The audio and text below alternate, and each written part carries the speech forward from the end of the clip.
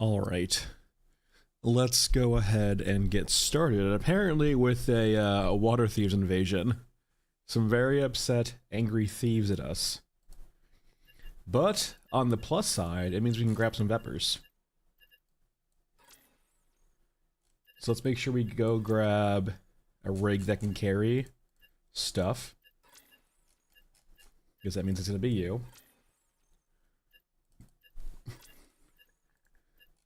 Because the interesting thing about this, right, is that because of the invasion, for some reason, like, the weapons don't drop destroyed, they always drop disabled. So we can get a few Vepers, which will be nice. Just RPK, right? That's probably all we need.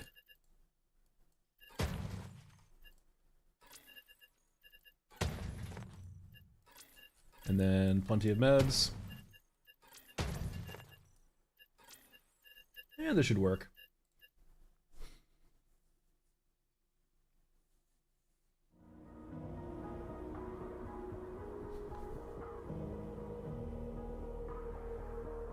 So last time I did one of these, hey boo boo, it was around like, I think, like 9-ish water thieves. I don't think they all spawn at once. I think they respawn.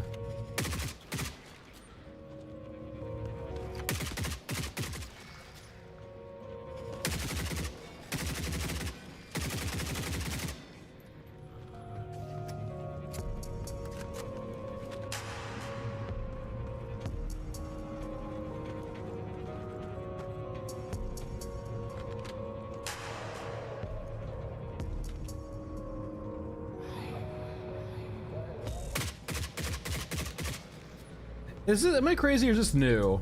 I just not noticed this before. I do think the map probably needs an actual, like, expansion, but I don't know. Like, me seeing the extra stuff for the invasions is cool, but, like, also made, like, we like, this map is not, it's not a good template for an invasion, I feel like. Hey, Duffs.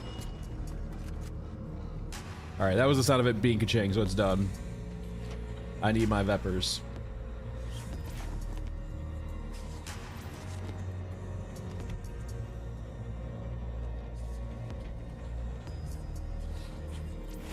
Any Vepers? I'm just seeing PB-19s right now.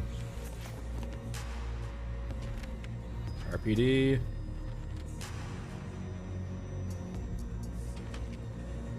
Yeah, not too shabby.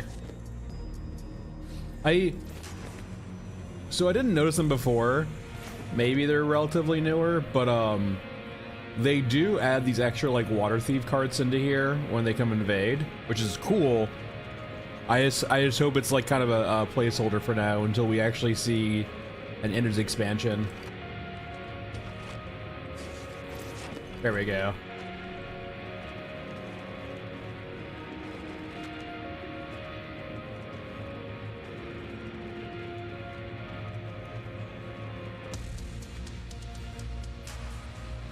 Because, like, the defense missions could be really cool. It is, the problem is, like, the map layout doesn't really allow for it, it feels like. Let's drop you. I think it's an RPD under there. There we go. Make your peace before the next journey.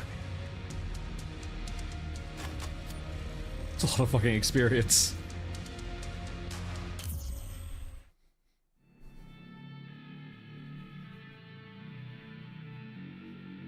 And I should have 2 Vepers now, I believe. Maybe 3. Enough to actually probably use one. Yeah. Everyone's back. Hey, Blood. I saved everyone, and they came back, even though I killed most of them recently. Who's a good boy? Must take a moment to appreciate the good things. All right. Yeah.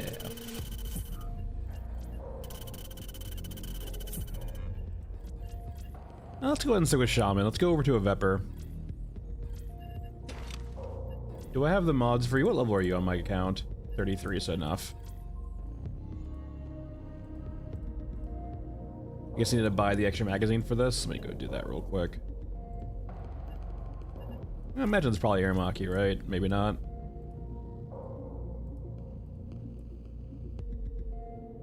Oh no, it is. Let's go find the Vepr parts.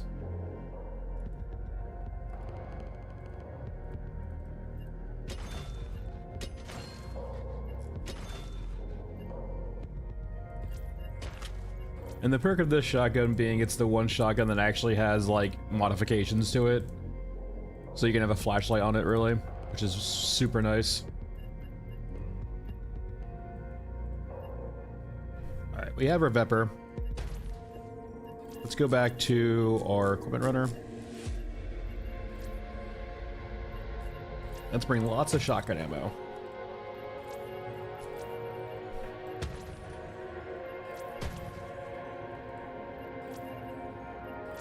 What quests? Probably not Frozen Swamp with a shotgun. We can do Alpha Mausoleum, probably.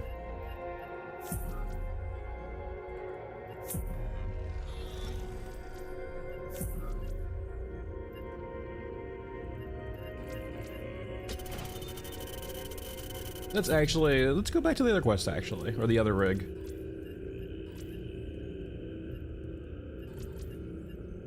Let's pick up some guns.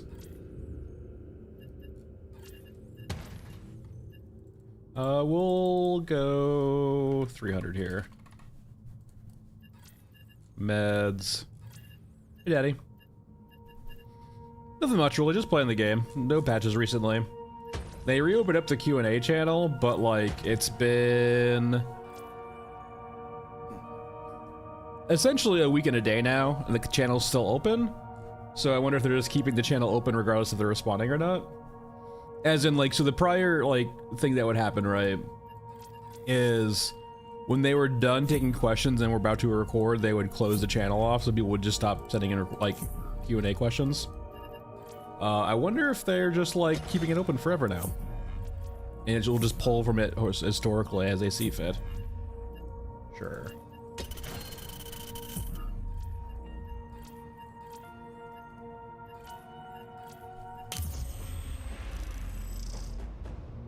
But we should be getting a Q&A relatively soon. From the wording of their post, it seems like it'd be today. Or this week. But I guess if not, next week, I guess. Yeah, there's a lot in there currently. And more keeps getting added. Like a couple every day gets added in. Our deeds are measured in scraps. Let's not waste space.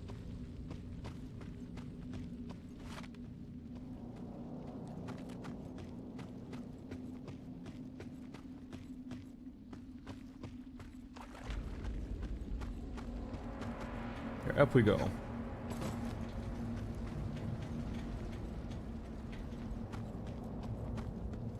But yeah, there's like a solid, like, what, 50 plus questions in there right now? Granted, I imagine those pick the higher, like, the highest upvoted ones, but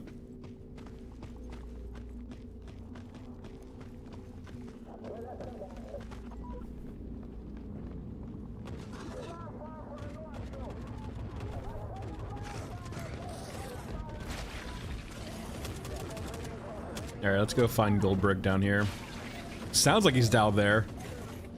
Yeah, I do too. They've had to, like, really crank the LOD on the map pretty hard. I guess it's just automated, but, like, when you come up to here and view the battlescape, right, you can kind of tell how, like, low poly it is. Like, like, the performance of this map is a bit lackluster, and additionally, like, the LOD is very aggressive. But the aesthetic of the map is amazing. I do love it too. It definitely feels like one of those maps that almost should have, like, all these guns firing against the hillside.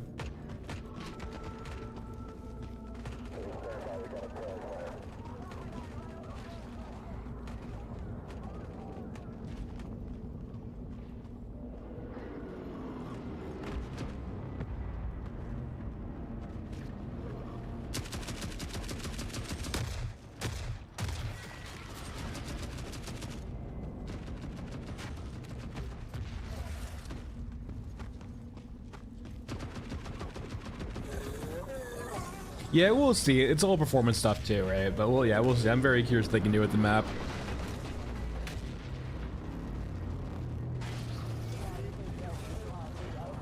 It's definitely one of those maps too that has like a pretty aggressive level of like. So, the stuff away that's far away is like, you know, naturally very blurry and, you know, low poly, but like the stuff up close, right, like these areas, right, there's so much detail. I mean, it's really cool, don't get me wrong.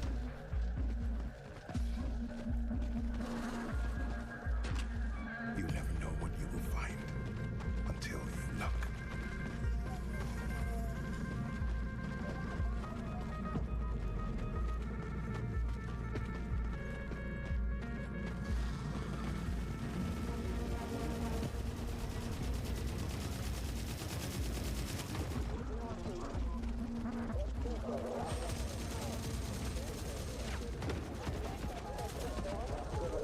Hello. They're preoccupied.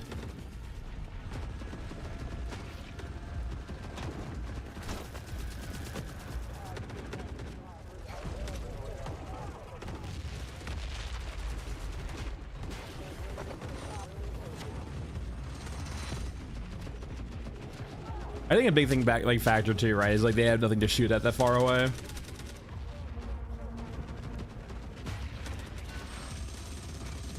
I wonder where we can come up here. I don't know.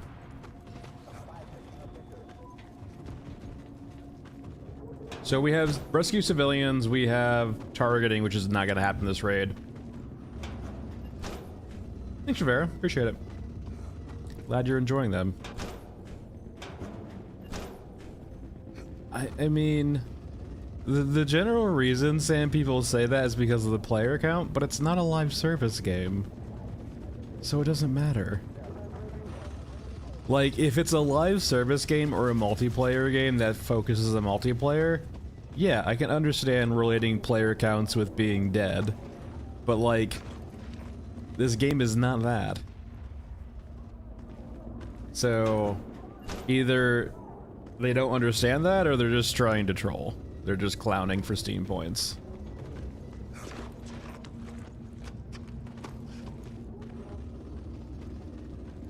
I mean, I'm hyped for another Bungie game. I'm not so hyped it's a PvP extraction shooter, but I'll keep an eye on it.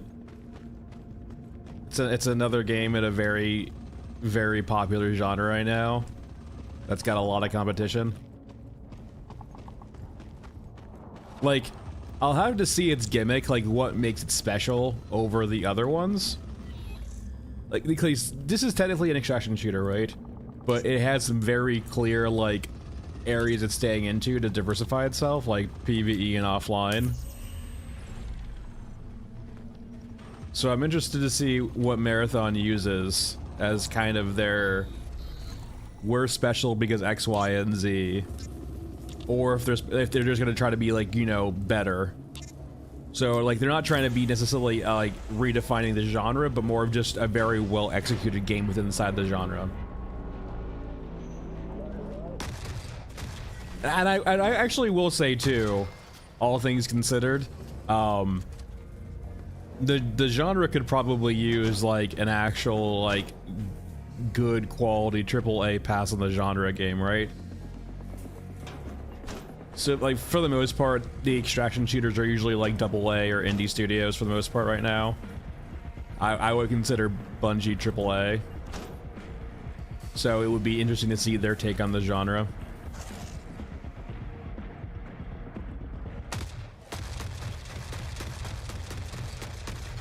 And how they approach the genre's issues.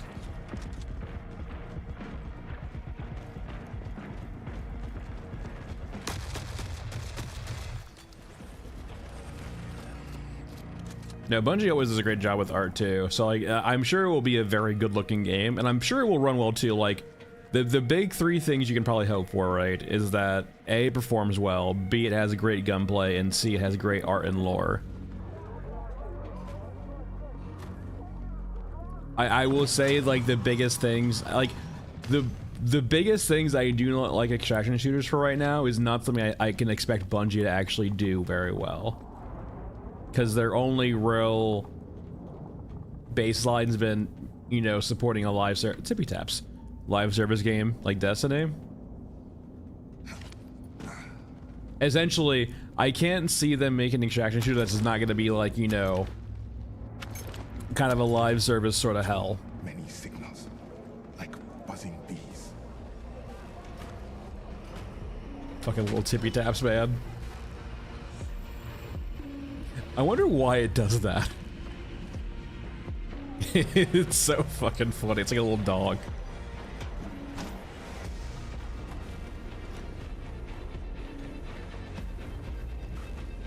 And graphics? Shit, gameplay and graphics. I usually... What game? I had to go look at my Steam library actually to think of that. I can't recall one off the top of my head. Like, what game? Every run will bring back hope. It's a very interesting question, but also it's like very specific enough that I had to like delve into the mind vaults.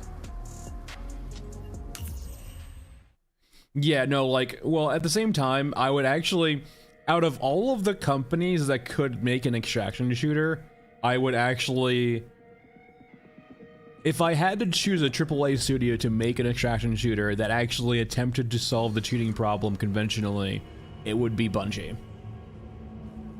Because Bungie has shown that they're willing to go after the studios who are, the companies that are making these cheats. You're still gonna have small niche private cheats, but on a whole, like, there's always gonna be that kind of issue in the back of their mind.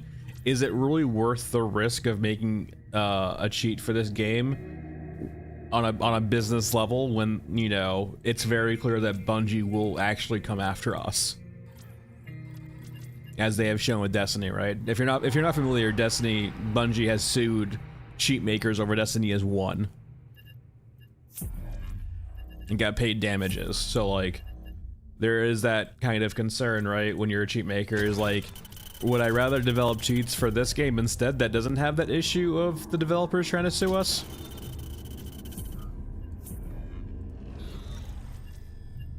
And it's not going to solve the cheating issue, but at least it's like it's a solid effort in combating it at least a little bit.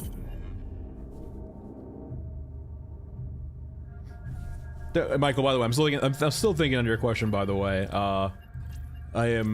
It will probably come to me in time, passively, but let me just keep thinking.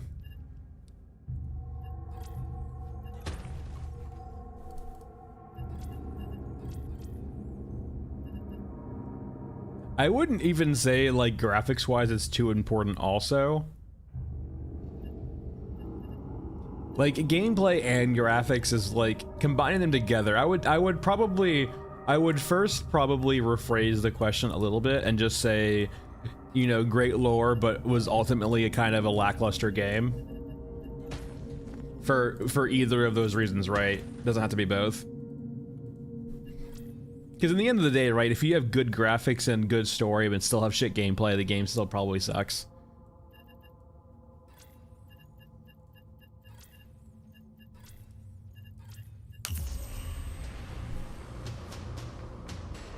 I would disagree on that. Now, Destiny does have its issues with being live service, and a lot of the things they do facilitate that live service. And going from Destiny 1 to Destiny 2 was a huge drop-off in quality just because they had to like wipe the slate clean, basically. But like, the surface Bungie does gameplay, despite the lack of content. The content you did get in Destiny was very good. I thoroughly enjoyed the gunplay in Destiny a lot, and I would probably still be playing it if it wasn't live service hell. I like, raiding in Destiny is fucking awesome. The raids, the designs of raids are awesome. The aesthetic of the games is awesome. The lore is awesome. The gunplay is awesome. The PvP is actually pretty good if you can just get by occasional cheaters, which does happen. The biggest downside of Destiny is the live service FOMO hell they make you go through.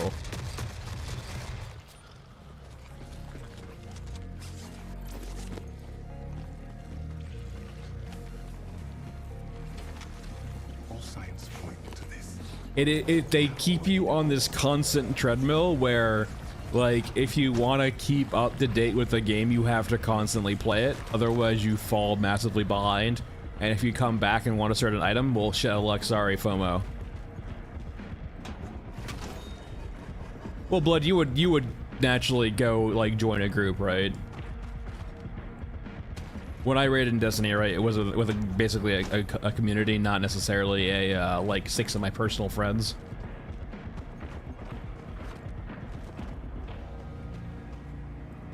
But, like, and they do a very interesting way of designing their raids, too, where they essentially, the first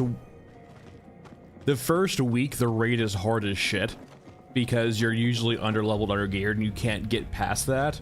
And so, like, doing it on the first weekend it's out is hard, but you get rewards for doing so. And then naturally, like, as the weeks progress and you actually get to the appropriate level for the raid, it becomes pretty, like, once you know the mechanics, it becomes pretty easy, right? It almost becomes like farm status, but that makes it very accessible to newer players or players who might want to play the content but don't have the skill to do it on the first weekend.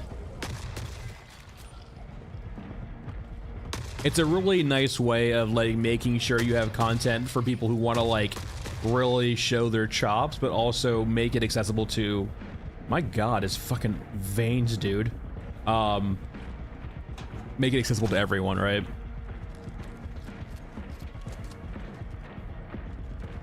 Wait, hold on here. Was it only showing over here? Let me see. How did I see his arms? What caused his arms to pop out?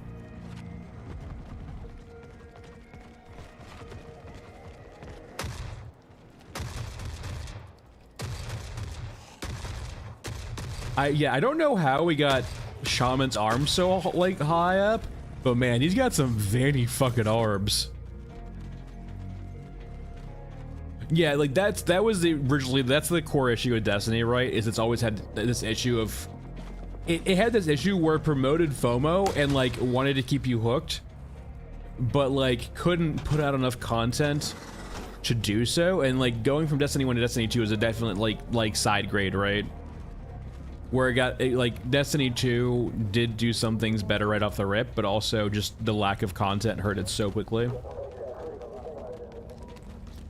But yeah, going back to the core point, right? Like, I wouldn't put Destiny in the, like, I personally would not put Destiny in the great lore, bad gameplay area.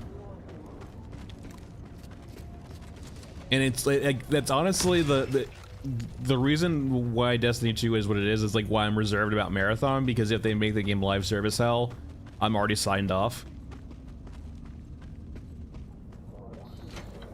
I need to go get my parts though. We need a mech part, actually. It should be over here.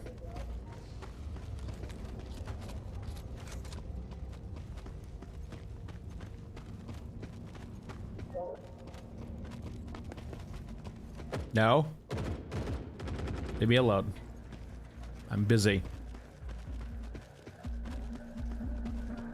Yeah, I streamed to it. I streamed to both, yeah. And I usually do see people migrate over to YouTube usually, but some people usually prefer Twitch, so I just leave it up. But no, Twitch has gotten pretty aggressive with the ads.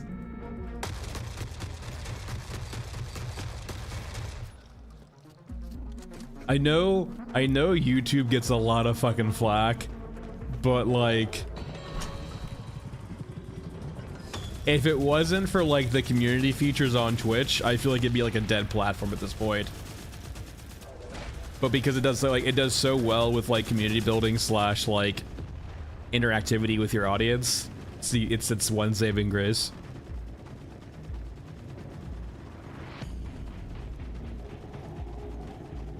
Like Twitch does chat better, YouTube just does the general overall experience better in regards to like video quality and like ease of use and just, yeah.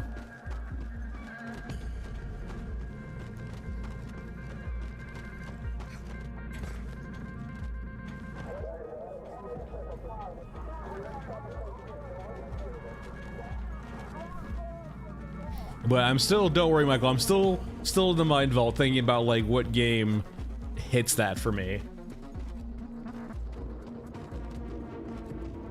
Great lore, but like pretty lackluster gameplay overall.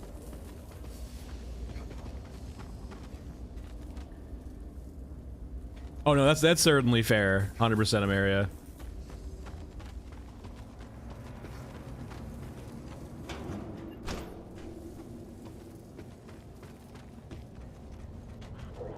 With how much I'm on YouTube, I just pay for premium. It saves me so much of my time from ads.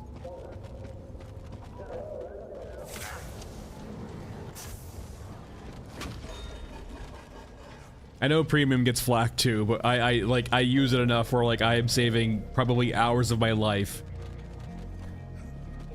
by just using premium. I haven't played Iron Harvest, so I don't know. I know it's got an interesting aesthetic, right? Where it's like this, like 1930s, 1940s, like alternate history where it's like mech based, but like it looks interesting. I just don't know the lore that much to actually say that.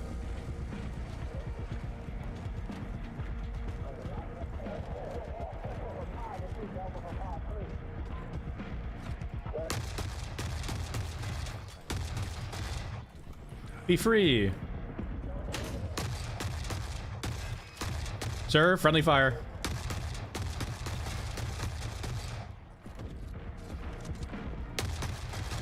Alright, we're good.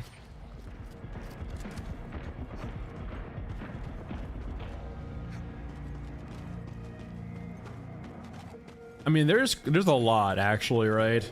The general status quo is most 40K games are actually kind of bad.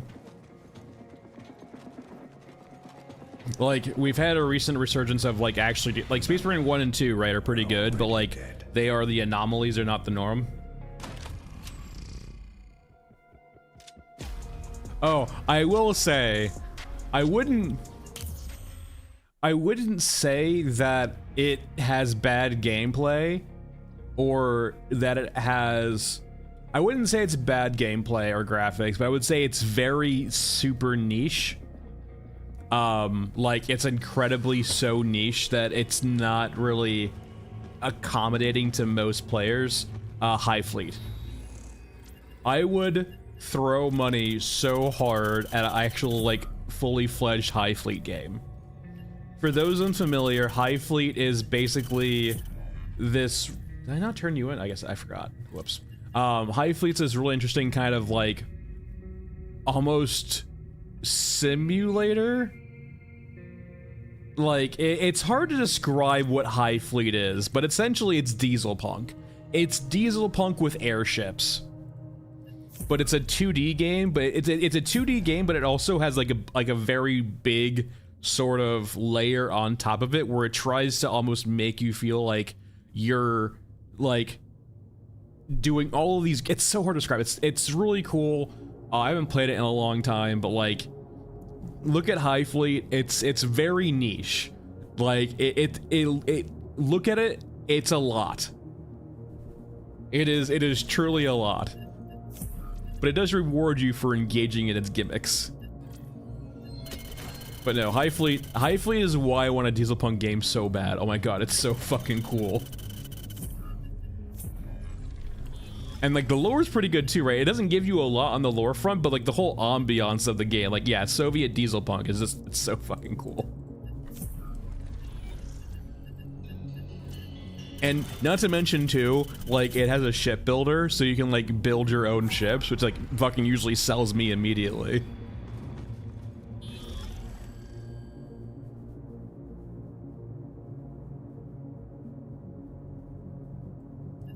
All right, let's get off the shaman train.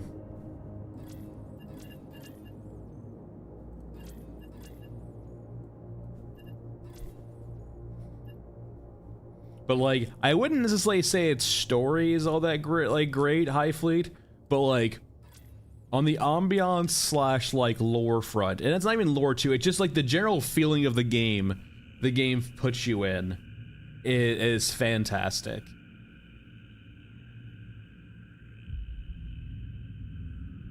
I know Miles said it, but Homeworld 3, oh man. That was something. That was a real letdown. Homeworld 3 feels like it falls into all of the traps of like... Yeah, I would consider Wolfenstein Dieselpunk, yeah. Now, it's like, if we are going to... If there was enough Dieselpunk to break out into like certain subgenres, like, Wolfenstein Dieselpunk certainly is a style of Dieselpunk. But it, like, yeah, like... Wolfenstein is 100% Dieselpunk, but like, because there's not enough Dieselpunk games, it kind of, there's this stratification, right, or this like diversification in the genre, but it's not worth kind of criterion because there's not enough of the games. There's really not a big amount of Dieselpunk games, which is a sin. Trying to think what else was. Look at my Steam list right now. Callisto Protocol was actually pretty interesting. It ran like shit. The actual game itself wasn't very good, but like the action, not like, I wouldn't say the lore was that great, but like the whole atmosphere of Callisto was pretty cool, right? Like the facility and the creatures and all of that, like it's once again, it's almost like a subgenre of body horror, right? It was very repetitive, right? Yeah, like the gameplay itself was not very good, and they had issues like that. But like on a more like standpoint of like horror, it was the units were interesting, and like the kind of the virus itself was interesting. I have played Prey. I enjoyed Prey. Prey is one of those games too, right, where I don't think if it wasn't done as well, I wouldn't enjoy it. I actually have not pulled the plug on Atomic Heart. Every time I like look at getting it, I just convince myself otherwise.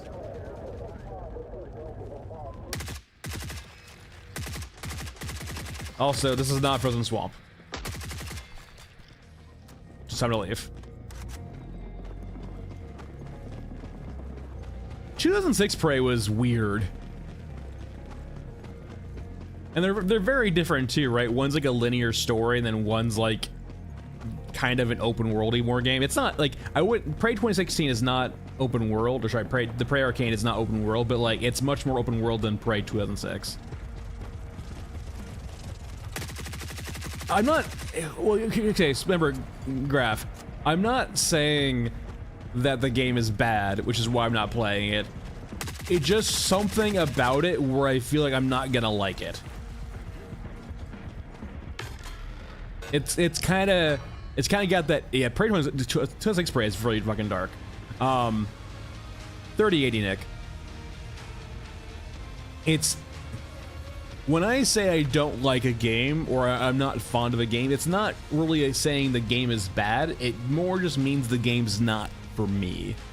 And that's kind of how I feel about Atomic Heart. Now, I haven't actually tried it, so I can't say that, but like, for some reason, anytime I look at the game, it gets me the ick. Like, there's just something about it.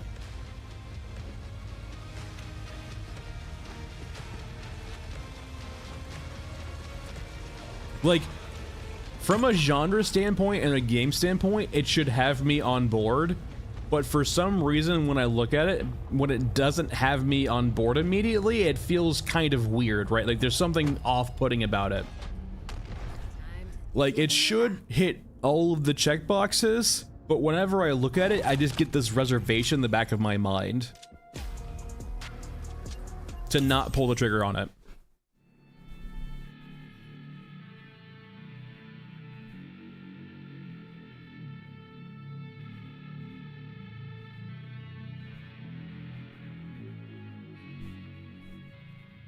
All right, let's actually go on the right map this time.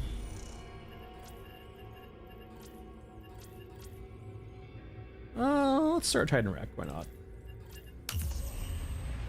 Wait, well, we have, of course, guys, worried. Yeah, we should probably grab a drill.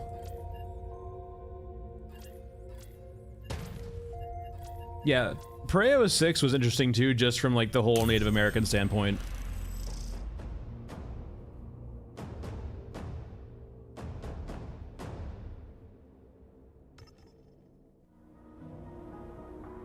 Maybe that's AL why I didn't want to pull the trigger, because if it just feels like derivative Bioshock. And when I say derivative too, I mean, it's got its own interesting art and like standing and like setting it right that, but like it's like, I've already played Bioshock, do I really want to play it again? And maybe the same reason why, in the back of my mind too, I have like, should I replay Bioshock Infinite? And every time I look at the game, I'm just like, maybe not. Maybe that's the same reason why I feel kind of like I don't want to pull the trigger on Atomic Heart. Is the same reservation I have on like trying to play Bioshock again.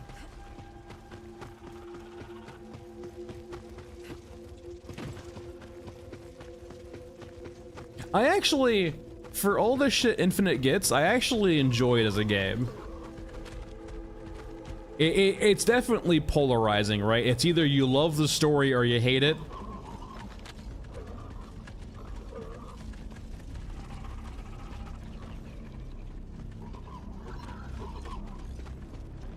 I mean, nothing is ever going to come close to Bioshock 1, right? Because Bioshock 1 had the whole thing of like not knowing what Bioshock is.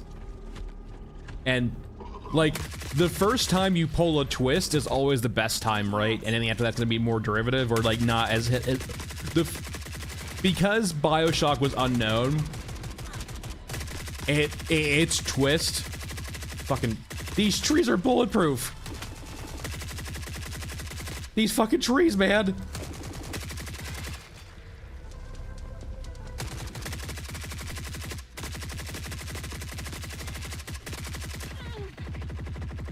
Fucking trees.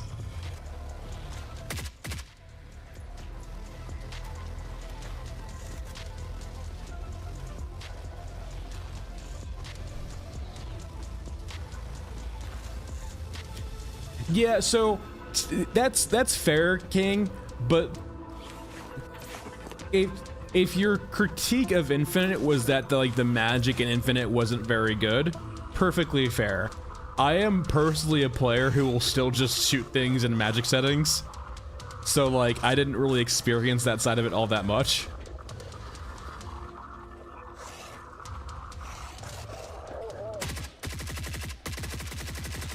Well, Michael, on the same time, there's always that danger, right, when it becomes too popular. Like, for example, when M. Night Shyamalan popped off for a bit. Leave me alone, you feeds.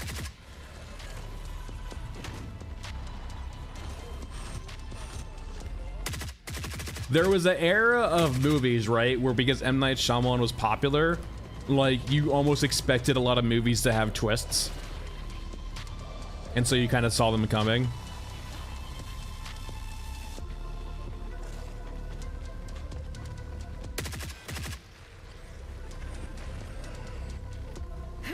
Yeah, there is that thing, right, where Bioshock 1 does kind of have that pacing issue near the end. But I would consider it not that big to diminish the story all that much.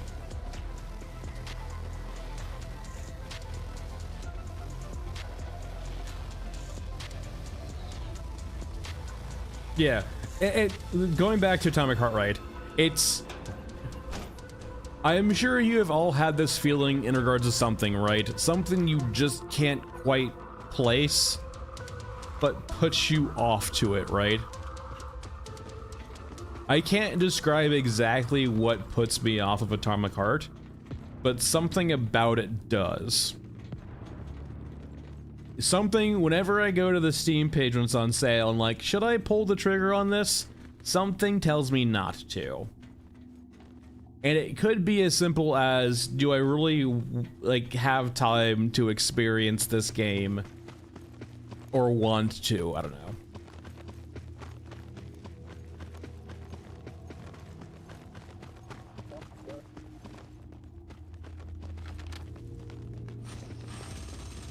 Hey, Crestbane. No, not that. I'm good. How are you?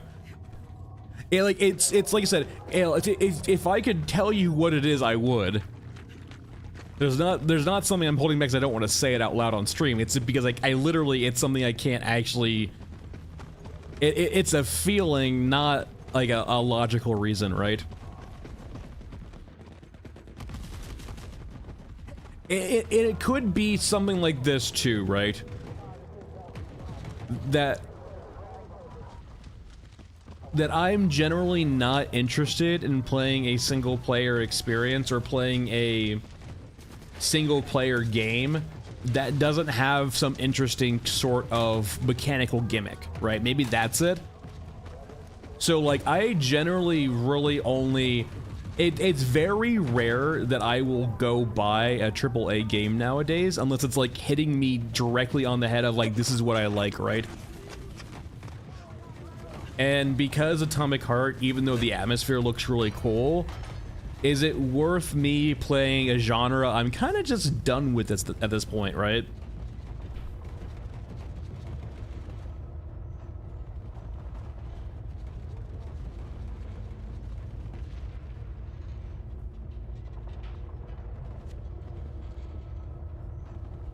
Like, at some level, I'm more interested in looking at and finding more gameplay interesting aspects on a much more meta level than something that I already have played before 100 times, right? Like, sure, it can have interesting art and interesting lore and aesthetics, right? But on a gameplay front, it's just a single-player adventure game with, like, FPS/melee elements, right? It doesn't explore the space of mechanical interestingness. And like for that exact reason, right? Like Adamfall looks interesting. I looked at the Steam page and did the exact same thing, where I'm just like, it looks interesting, but do I really want to pull the trigger on this?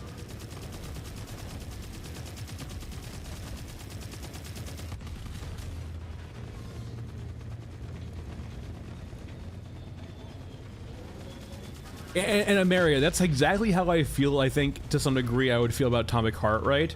Where, like, yeah, it looks cool, and, like, I would love to experience the atmosphere, but I can probably just do that from watching someone play. I'm not sure if, like... I have no idea.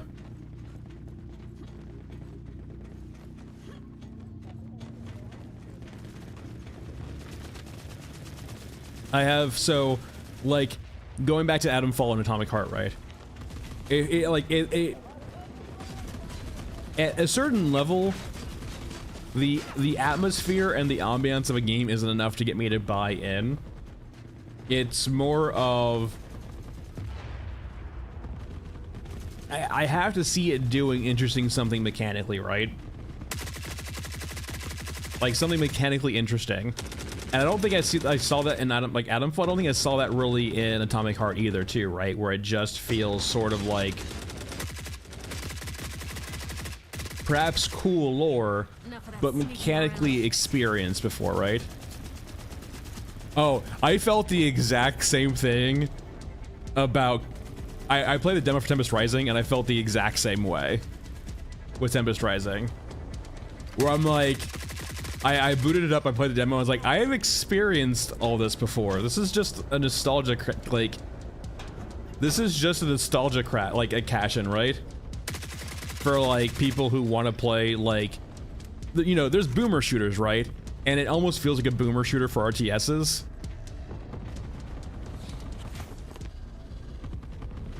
And that's my issue too, right? All of these, there's so many interesting, like, aesthetics in boomer shooters nowadays. The problem is, they're just boomer shooters.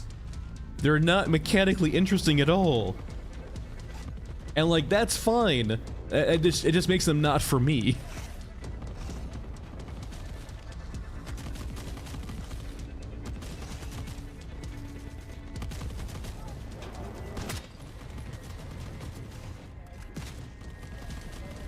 And like, this talk right now is kind of highlighting my whole like viewpoint of the game also, if this game doesn't try and be mechanically interesting in any regard, in regards to its meta systems or how it presents its world, I will probably eventually stop playing it, I imagine.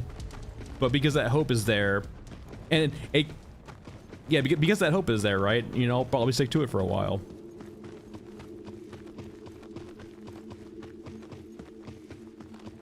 But I think that probably nails down my reservations with, I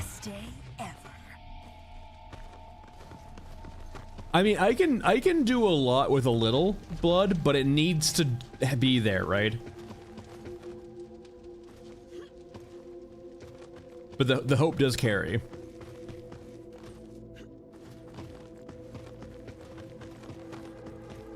If it's like, I will still find myself going back to High Fleet occasionally and playing it because High Fleet's fucking fantastic.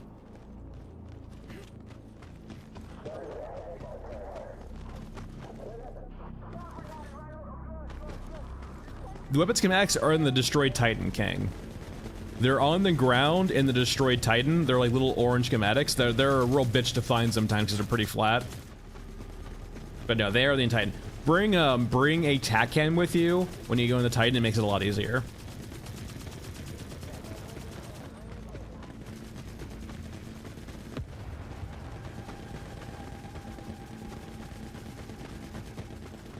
Mushi, that's generally only the case with AAA studios, though, right?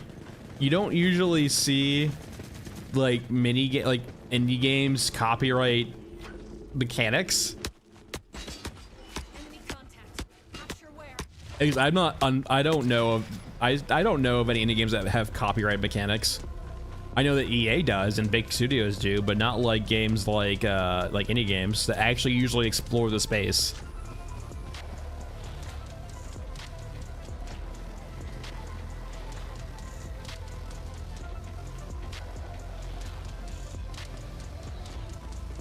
Usually the reservation you see raised, the corporations usually don't want to fire, or not in a sense like fire on all cylinders and actually explore mechanics, right? Because they're dangerous.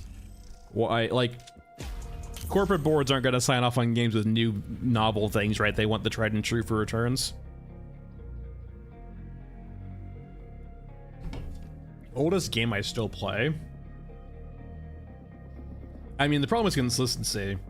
If like the oldest game I still play consistently to this day is still Slay the Spire. It's not that old though. The oldest game I've played recently though, I mean, I played Shadow Chernobyl before Stalker 2 came out. Shadow Chernobyl was still fucking great. I would actually go as far as say Shadow Chernobyl is a better game than Stalker 2, and it's not even close. It's not even remotely close.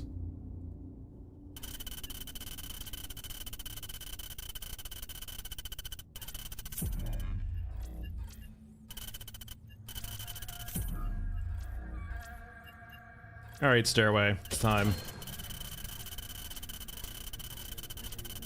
I have never heard of radiophobia before. That's interesting. I'll look into that. I've never heard that name before anywhere.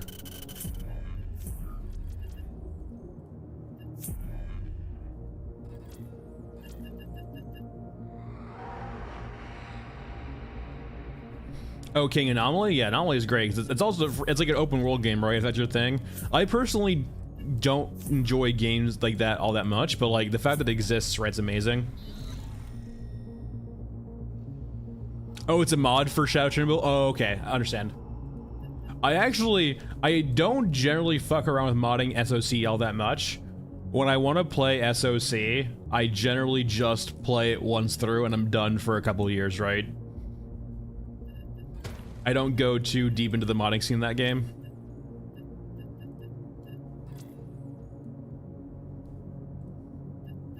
Let's use a different gun. Let's go over to Old Man.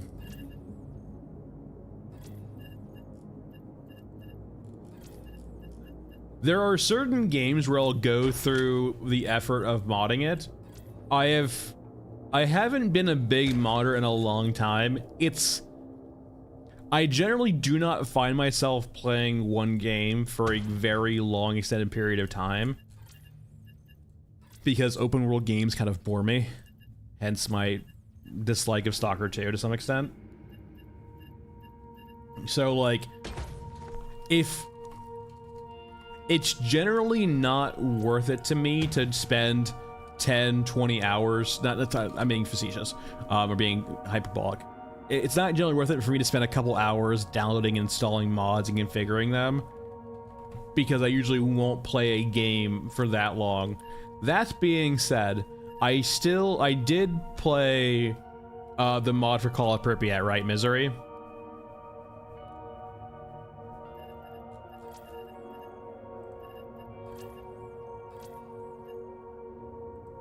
And I did enjoy Misery too. It had like an interesting whole thing.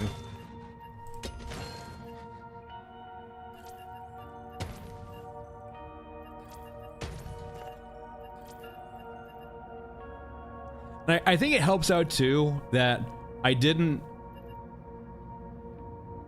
what's it called? Yeah, this map. I didn't, like, my first time I think playing Call of Pripyat all the way through was modded. So that probably helps out a bit too in that regard. I did, like, because I played SOC vanilla, I remember it more fondly vanilla as opposed to heavily modded. Michael, if I had $1 for every cute, like, quality of life feature I ignored, I'd be a rich man. Not dead yet.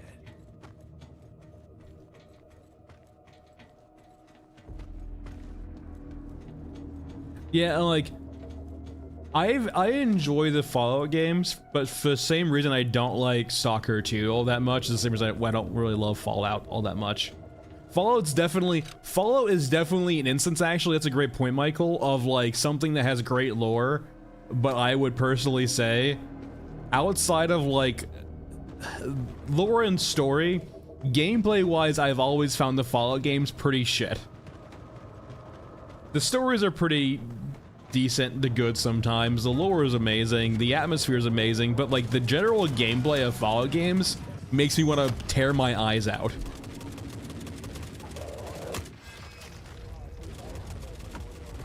Okay, we're not gonna go that way. Is that Red King or okay? It's immediate back. We're not going that way.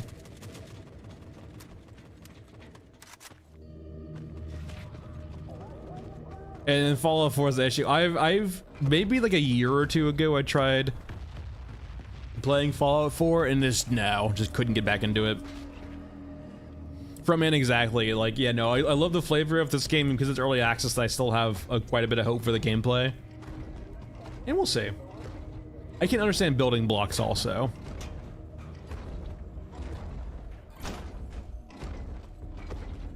Well, this is not the king. This is Mr. Mean Medium Mech.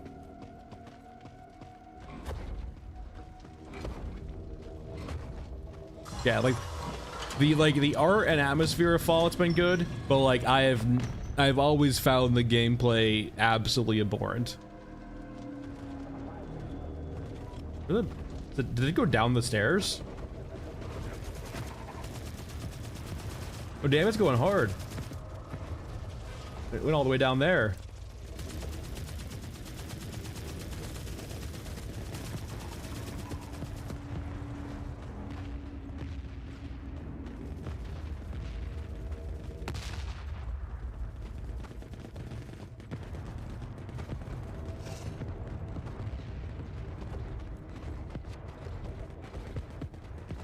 Alright, so we have Fallout on the list of games like that now.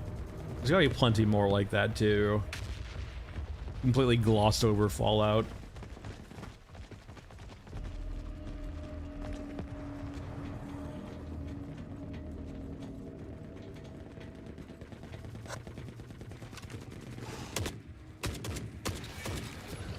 The problem is too, like it's so hard to know if you don't make your lore front and center like this game does. You could have good lore for a game, but because the gameplay is so poor or not well received, no one gets to experience that kind of art and lore really, right? Essentially what I'm saying is there can be a lot of games with actually really good lore from like a writing standpoint and just a lore standpoint, but because no one's ever really experienced it in any capacity, does it even exist? No, I wouldn't say Concord was lore heavy. I mean, Concord had lore, but it was more lore for character design, right? Because they were trying to be Overwatch, right? And they know Overwatch has a lot of their characters. Like, people buy into characters a lot with games like League and Overwatch, right? And they understood that, but also didn't really make characters that were for those audiences. There's always that issue, right? You have to be kind of aware of where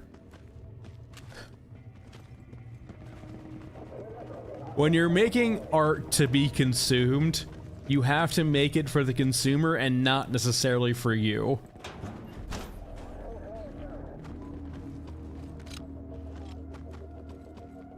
And for Concord, it felt like it got lost in the sauce of that, right?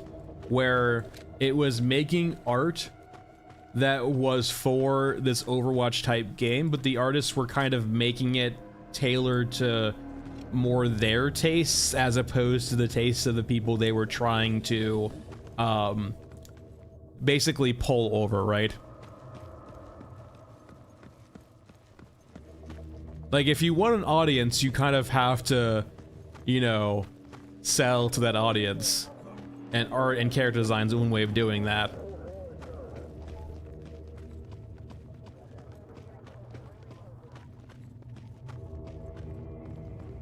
Hey, Nesco.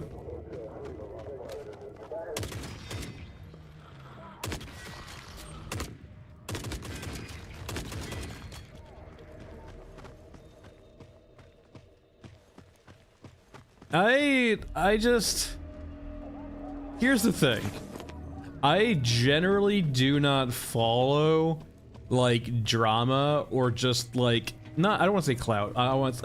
I generally do not follow the flavor of the week drama.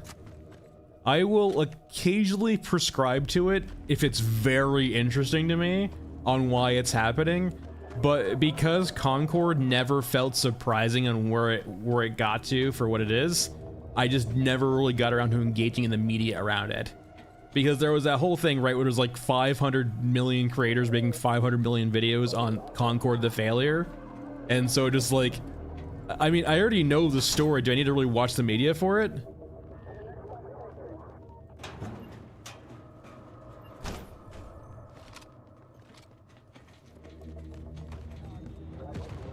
So no, I did not really engage in any of the Concord media. I watched gameplay of the game and I was like, this looks pretty generic. It didn't look bad. It didn't look terrible either, I will say that. Like, it looked like a perfectly mid-game, but a mid-game isn't going to move audiences over to your game when there's already established actors in the scene, right? It wasn't appealing to a niche. There was the target audience of that game was Overwatch players, and Overwatch players already like Overwatch. So what are you doing for them? Yeah, it should have probably been free to play too. That's a big aspect also, right?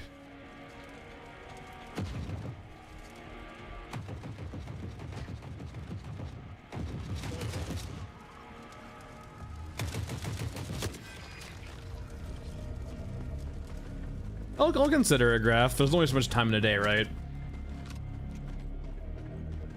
There is a real downside for writing and editing your own video. Please don't kill me. Writing and editing your own videos is that free time does go out the window. Or gets incinerated rather. Congrats, guys. We didn't die.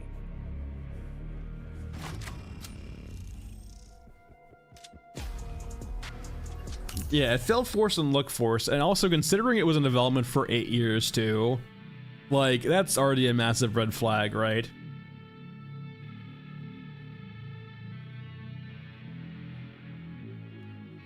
It genuinely feels like they kicked the can for 8 years, and we're like, okay, we need a game now, so let's make an Overwatch clone.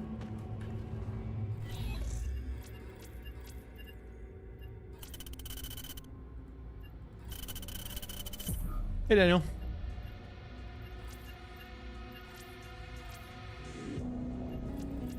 Still playing, this game? Or still playing something else?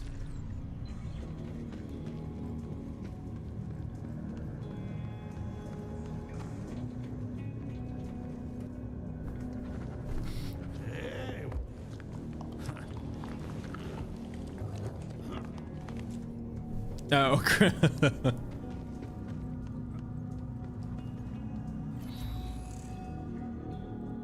I mean, that's something to keep in mind, right? Like, you know, developing shit is expensive, man. You have to consider the cash burn. And with with 100 employees over 8 years, and they probably had maybe more or less than that, but like, it's same thing with Fundog, right? You have to keep in mind too, like, their original projection and when they wanted the game to come out absolutely gave the vibe that they had about a year or two left of cash burn before they were literally out of money. And it feels kind of like maybe the EA period gave them a bit more space.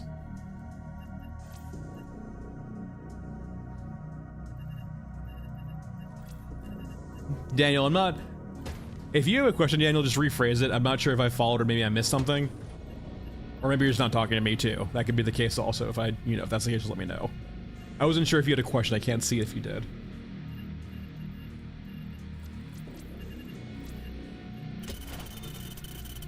No, there is no reason, like, for example, a game like Concord should cost 400 million. It costs that much because they went into making a game without knowing the game they wanted to make.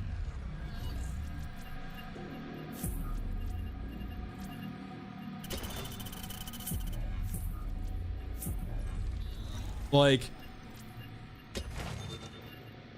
for all of the having done plenty of documentation in my work, I despise documentation. However, I understand its usefulness. It is so necessary.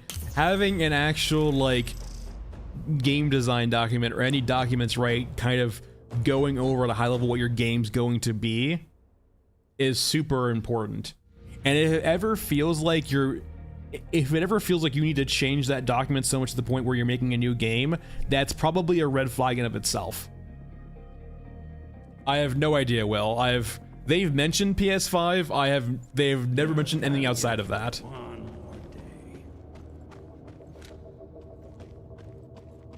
So I have the faintest of ideas about console.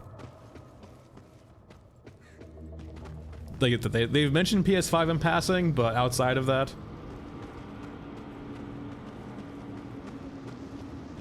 I would be interested to see if they could personally optimize it well enough for performance to perform well on PS5s.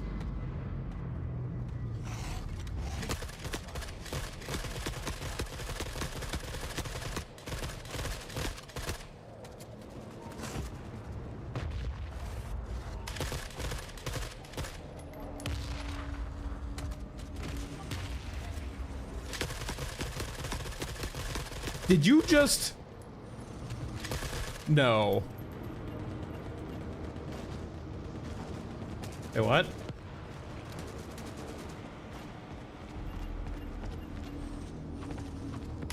Did that cyborg just kill steal?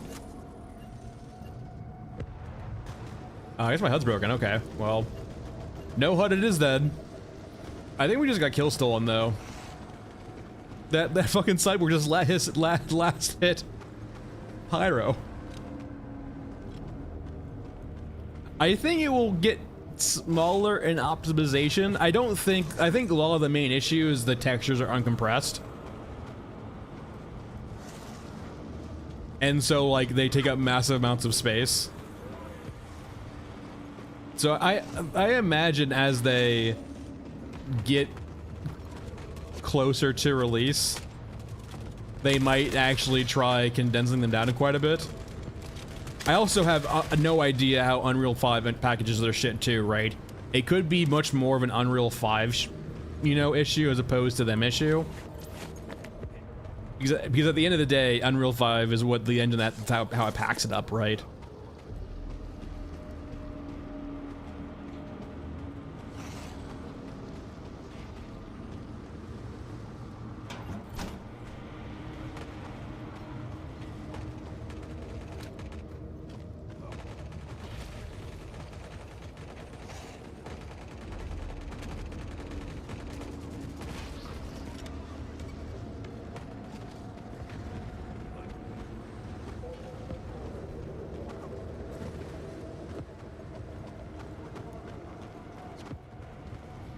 Star Citizen ships are the original NFT.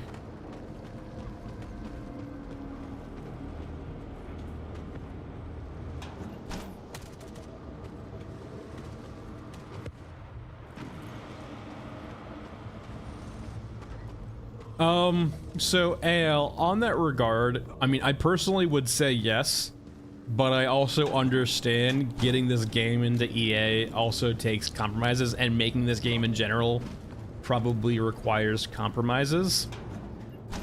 That being, assets from the store, like guns and so on and so forth. So like, yeah, I'm not a fan, but I can understand kind of the need.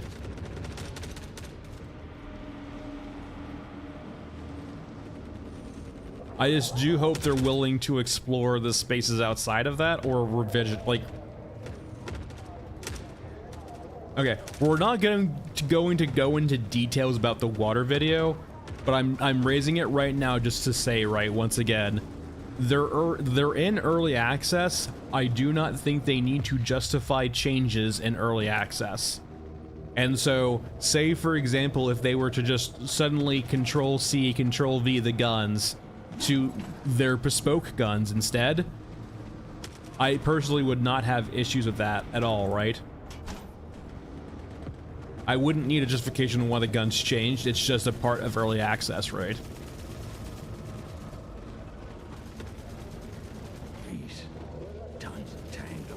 I will once again say this too, right? Star Citizen, like, right now, despite all of its issues, and naturally it's fairly, not, I wouldn't say predatory, but very pay-to-winny sort of structure. Like, it provides some pretty interesting gameplay loops that feel fully fleshed out. Like, they're not fully realized yet either, but I mentioned this before on stream. So the Reclaimer is a ship that does salvaging, right?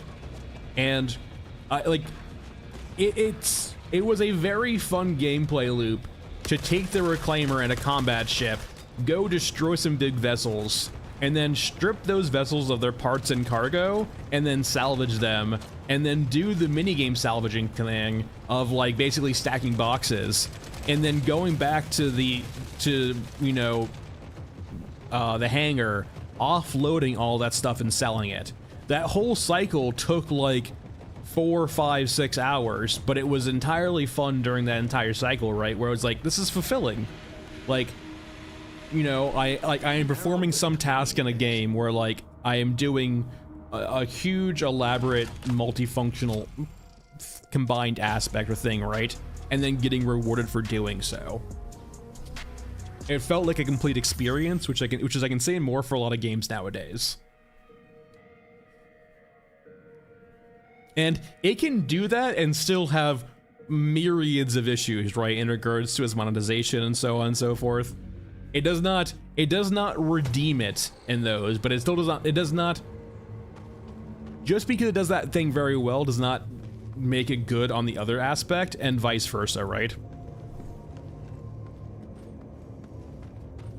It's considering how boring it sounds, Raymer, I personally don't usually like games like that all that much, like Viscera and stuff like that, in regards to like just kind of Zen games. But it's actually done pretty well too. Because the thing about the Reclaimer also, so no, we're not bricking ourselves again, Michael. Not again. Yeah, got kill stolen. So the thing about so ships in Star Citizen will usually have mag pads to store cargo. However, this is more for everyone else, Raymer. Like storing stuff on those mag pads keeps it safe and secure, and you can instantly lock to it, right?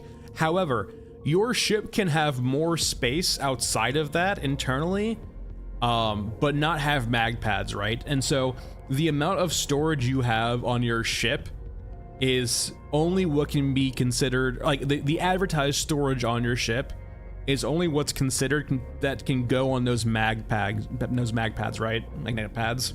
However, the Reclaimer is so big in its rear section for salvaging, you would be leaving so much money on the table if you didn't use the empty space. And so, like, your mag pad advertised value might be like 240, but your actual amount you can actually store in the Reclaimer is more like 1,000. And so when you get to the end of these runs, right, it's almost like playing like Tetris, of like stacking these boxes, and just like you go back to your cargo hold and it's just a jungle gym of boxes as you're just been stacking them the entire time. It truly is a fun experience. It's so weird.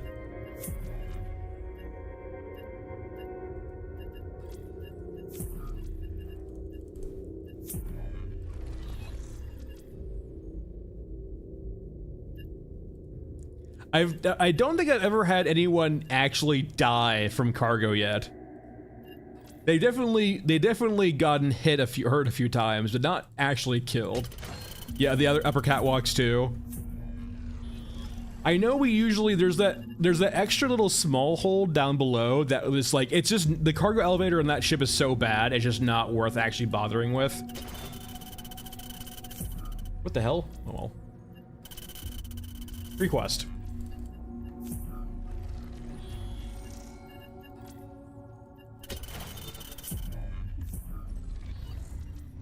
What the? Why are these quests completing? There we go.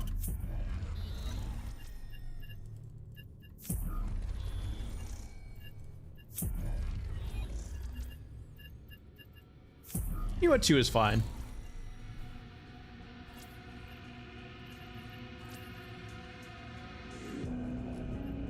Well, that's the nice thing too, Graph. You can do it for like 1 session, and then you can go back and do other stuff after that. You can go mining. I don't know. Are you logged into your account? I don't know. Just try logging in, logging out, or maybe like refreshing the page. If you're on incognito too, I have no idea why it's showing you ads. It shouldn't. Maybe it's just broken.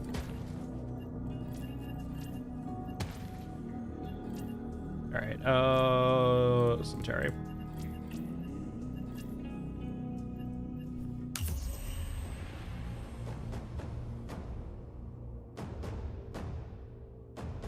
Well, Arwing, like, I'm not gonna say there's not any embezzlement, because I would not be surprised if Roberts has a very healthy paycheck. At the same time, I would more just blame it on organizational bloat than actual maliciousness. I'm not gonna say the C-suite of Star Citizen doesn't have probably way too big salaries, but at the same time, considering they apparently have 1,000 employees at sometimes, or had at sometimes 1,000 employees, the amount of cash burn that has, right, is ludicrous. Remember, Concord, 400 million over 8 years. I think Star Citizen 2, right, has way more employees that Concord ever had, right? Like, I would blame it much more on just insanely poor scope creep and project planning and management than anything else.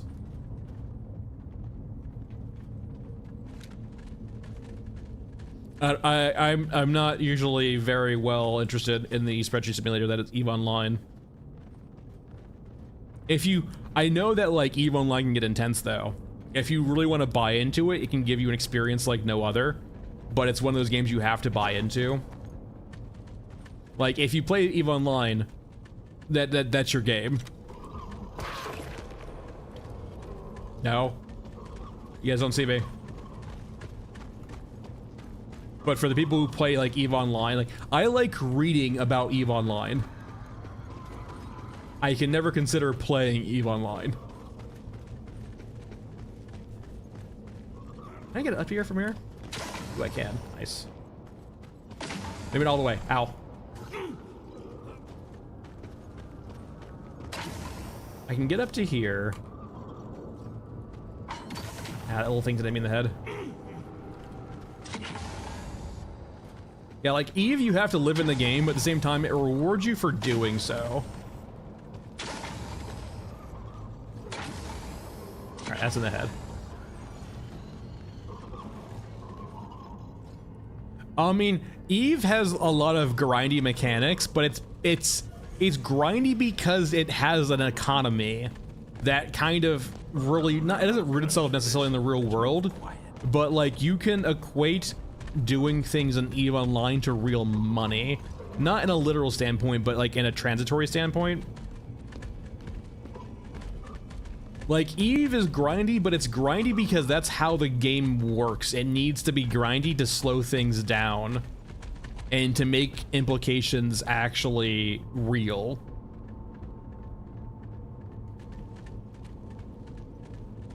Like, it's not grindy because it wants to be, it's grindy because it has to be.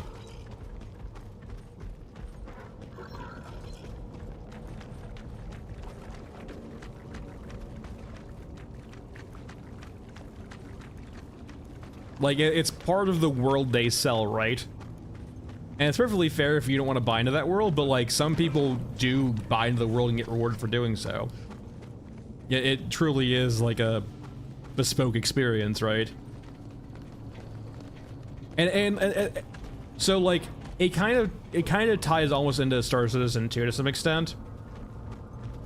EVE Online does the same thing where they kind of know the people they support them, and they have been caught out a few times kind of heavily leaning, or not, I don't want to say being influenced. They are, at the end of the day, like, you know, CCP, or was it, I think it's the CCP, that's what their name is, EVE Online developers, and Star Citizen developers, they are a business, and they do have to find ways of financing their costs. And you can take issues with the fact that they have these costs in the first place, but they are a machine that has to try and fund those costs and offset those costs.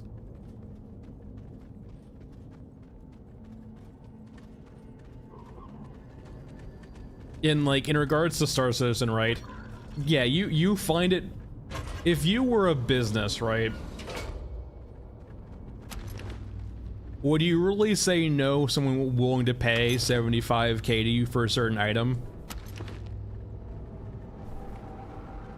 If it's worth $75K to them,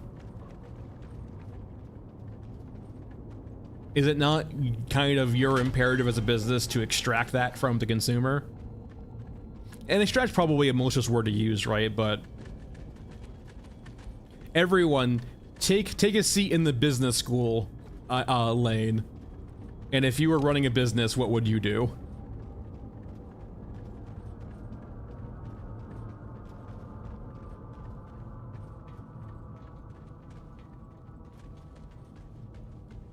Oh, that's nice to know.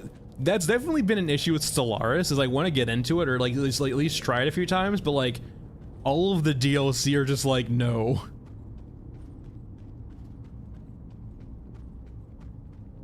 Yeah, but like that's Arwing, that's you, right? But who are you to say how someone else spends their money if they enjoy that thing, right? Like, for example, some people might like really nice cigars, right? And so they might spend hundreds of dollars on cigars and consume those cigars, and those cigars are now gone. You know, is it really your place to say they shouldn't enjoy those cigars because they cost $300-$400?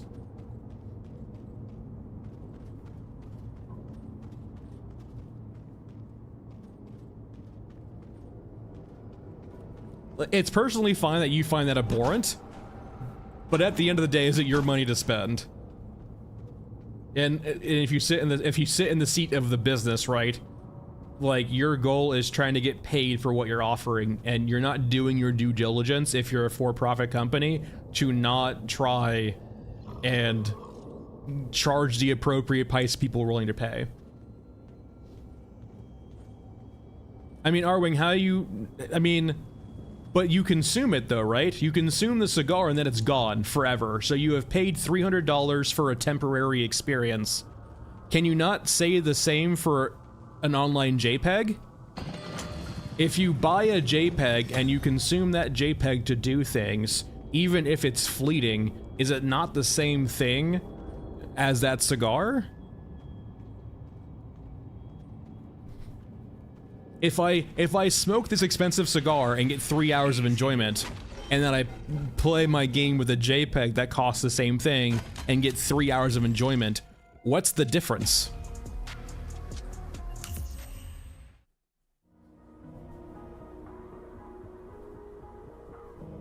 All in all, it's money that you spend on entertainment or enjoyment, right?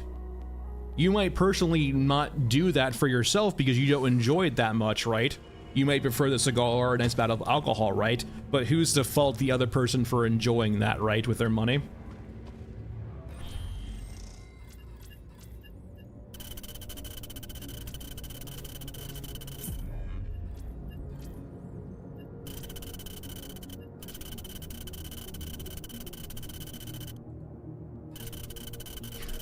Arwing, I can tell you right now, a Rolex, fancy watches, cigars, alcohol, there's plenty of bottles of wine. You can take it up to that level if you want to. We can get to that equivalence. There are plenty of bottles of fancy wine that go that expensive if we want to. They're for a different class of people with that level of disposable income. For when you don't have that level of disposable income, yes, $75,000 for a bottle of wine is ludicrous. But when you're, say, a billionaire or multimillionaire, right, it might be worth it for you for special occasion, perhaps. Or, for example, as an investment, perhaps. Who knows? There's certainly people who view those ships as almost a way to flip, right, our investments.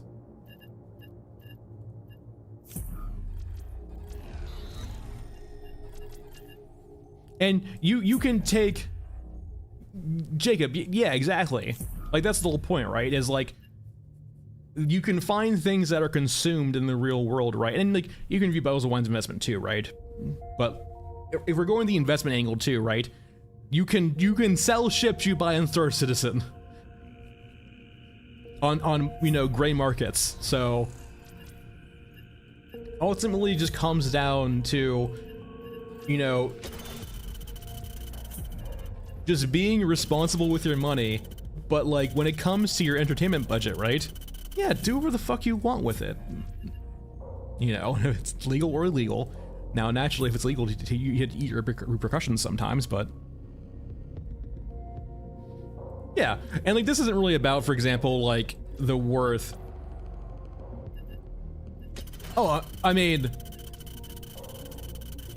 that's Arwing, that's, yeah, the tech nerd? That they are, yeah, like, I know plenty of tech nerds, like people, software developers and tech nerds who like have lots of money and are willing to buy JPEGs, right? Yeah, like,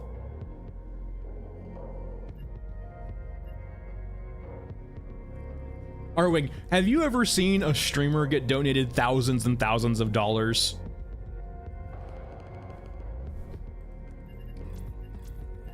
Like, there are people who are not in the same tax bracket as us, and have different. To them, thousands of dollars is nothing. It's their weekly expenditure, right?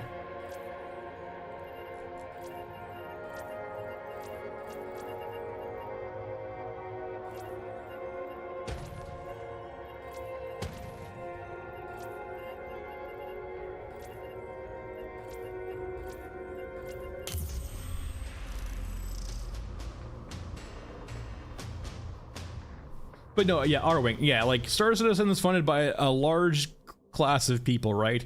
And that's, look at Apple, for example, right? Like, this is just classic business shit. So, for example, with Apple phones, they are expensive, don't get me wrong, but also in their expensiveness, they try and cater to the people who have more money and less. So, for example, memory. Yes, having an extra 64, 128, 256 gigabytes of memory, right? Or I guess storage, shouldn't cost as much as they charge you. But because the people who want the biggest and best are usually price insensitive, as in they do not care about the price, they're going to get the best, they give them the options to buy those so they make more money. But at the same time, you also want an offering to people who are price sensitive, so they give you that base level iPhone, or the iPhone 6 Plus, or the more budget friendly iPhones. So you can see that in Star Citizen, right? Like you have, the $60 ships or the $30 ships, the starter ships, right? And then because they want to make sure they both get the low level consumers, or there's going to be like thousands and hundreds of thousands, or like tens of thousands of people who buy $30 to $60 products.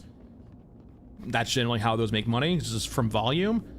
And then you have the few people who you also want to include too, who are price insensitive. They want the biggest and best, and they do not care about the price.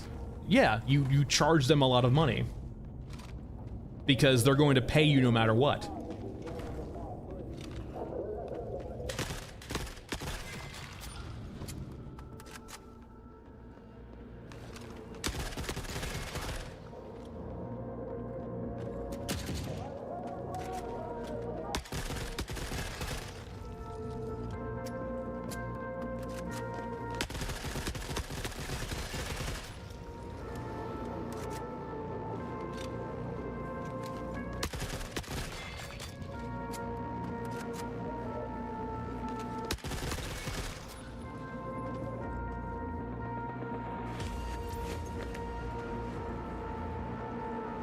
And sometimes you'll see too, there will be diversification too, right? And the sectors also. Some companies will want to have the kind of clout or prestige of only selling to expensive people who are price insensitive. And by doing so, they are marketing to those people. And then you have vice versa, people who only sell for the masses.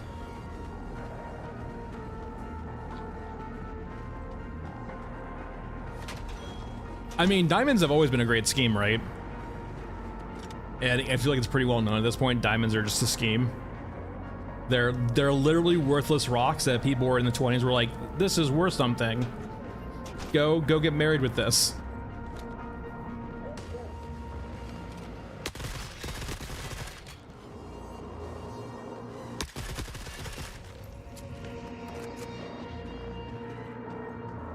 I mean, if you're...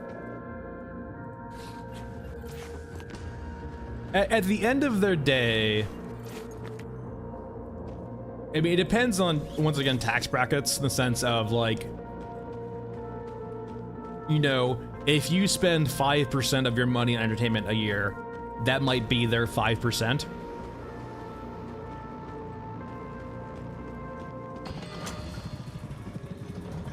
And you have to take into consideration, too, some people, can view it as an investment too, right? There is a gray market for Star Citizenships too. People might buy as an investment to sell into the future. Let's get it going. I mean, Marvin, that's not really something you should probably restrict. I would rather them. Here's the thing. If people are spamming Scorched Enclave, Rather, ask yourself why they are spamming Scorched Enclave. And as opposed to punishing them for spamming Scorched Enclave, find ways to reward them for exploring other maps. And I will say too, people enjoy Scorched Enclave that's one reason too, right? It's one of the maps that runs pretty well. A lot of people generally have this kind of vibe, I think, in the game where they need to be extracting wealth and money from every raid. But there's nothing to spend those items on right now. So like, I don't know.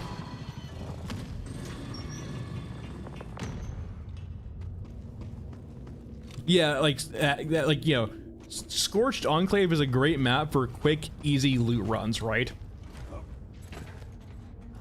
But there's really, like, it probably takes them a while to ask this, but like, if you ask the players, what are you farming this money for? It's just to farm money. Like, there's not really a rhyme or reason why they're doing what they're doing other than the fact that they feel it's safe and it rewards them with high money counts.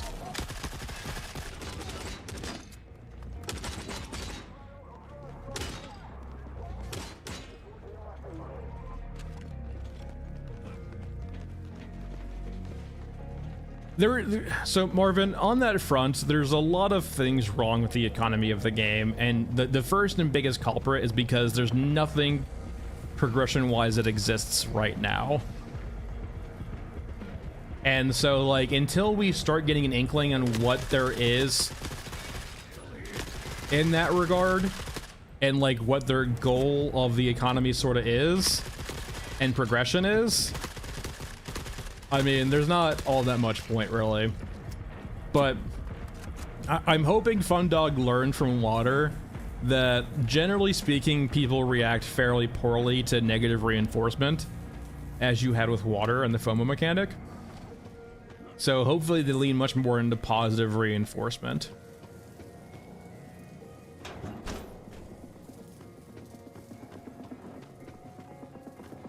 Like, it shouldn't be... it shouldn't be like this, right? Oh, we see that you played Scorched Enclave 5 times in a row. You're not allowed to do that, so go play a different map. It should be, oh, hey, you've played Scorched Enclave 5 times in a row. Maybe something else is happening on this other map now, and you should go do that instead. But the option, like, that you try and carrot them. Wait.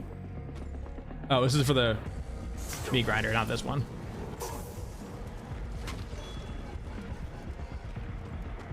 And like, you can still have like variations and bad things happen. Like, for example, one of the big things that they're talking about for sure is like, you know, people winning and losing fights on battlefields and that kind of changing hands.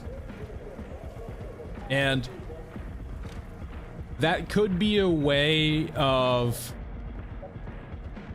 So... Oh, fucking snipers, man. So as opposed to just like making it more difficult, one way this map in particular is hard, Manic Trenches is hard, is because the NPCs aren't typically fighting anyone else. You usually draw their ire very quickly. So if we see variations in the future where, say, for example, Europa, Euruska, or like Eurasia wins a map. Say, for example, you play Scorched Enclave like 5 times, and like the 3rd, 4th, and 5th time, the battle's been like already concluded, and say Euruska won, right? And now, so as opposed to actual fights taking place on the map, it's now just a map that has Euruskan units on it, and because they're not fighting anything else, you have to be really careful.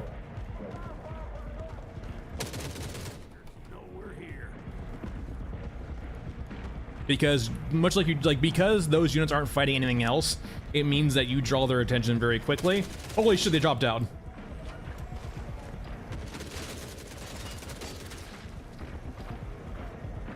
But no, like, the difficulty in this map is really just because of the lack of things for the Europans to fight. And so having variants... Oh my god, it's a fucking factory of everything that wants to kill me. Because Europans have nothing to fight, this map can be quite deadly at times because you can get swarmed and they just keep coming. So having... That could be a way of having sort of a negative reinforcement or repercussion for running a map too many times. But not having it be necessarily too punishing, right? Hey, we made it out.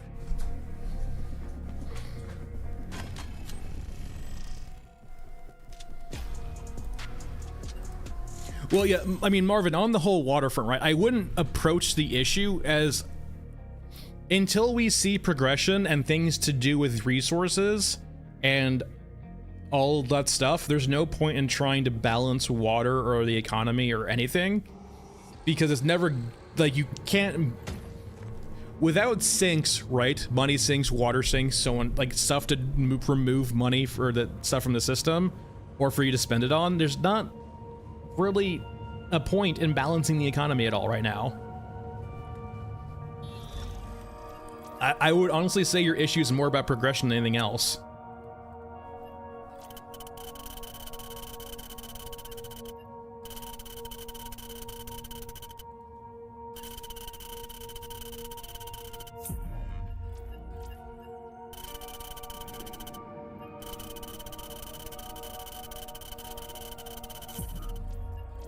Did I not play you? Oh, I did. Oh, I got attracted. Oh well. Oh well. Yeah, oh god, RC Law. Seeing the yellow paint on some games sometimes is like, it's not triggering, but it is like, man, come on. I understand why you exist, but...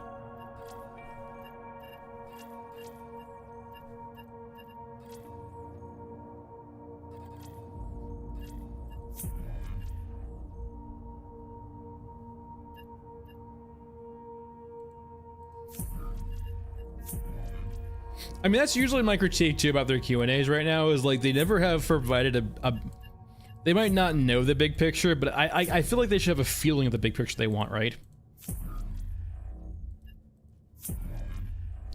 I mean, if they're scared of like, if they're scared of saying what they want them to feel like and that hitting them later with backlash, I guess that's fair. But it would be very nice to know the feeling that they're going for later on, right?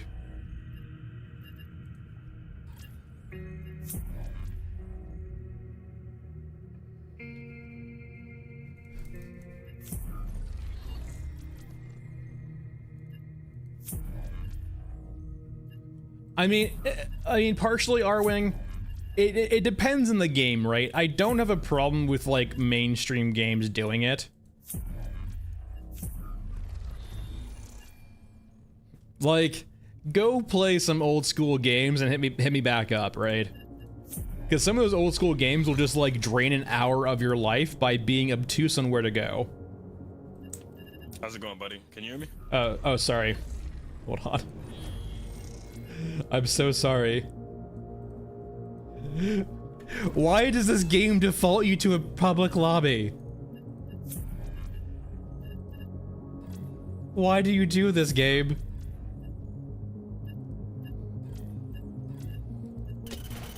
It genuinely baffles me sometimes of like some of the choices they make.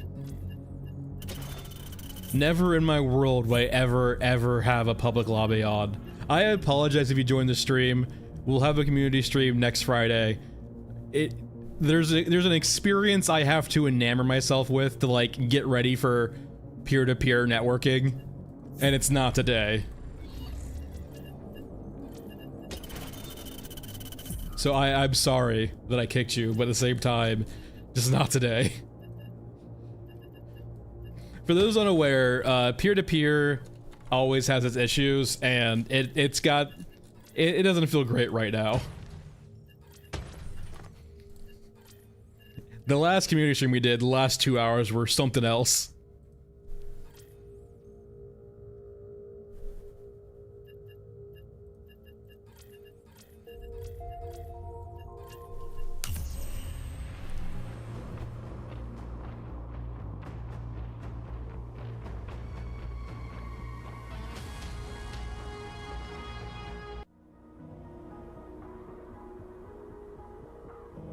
Yeah, the video feeds and the innards are something you can actually easily modify.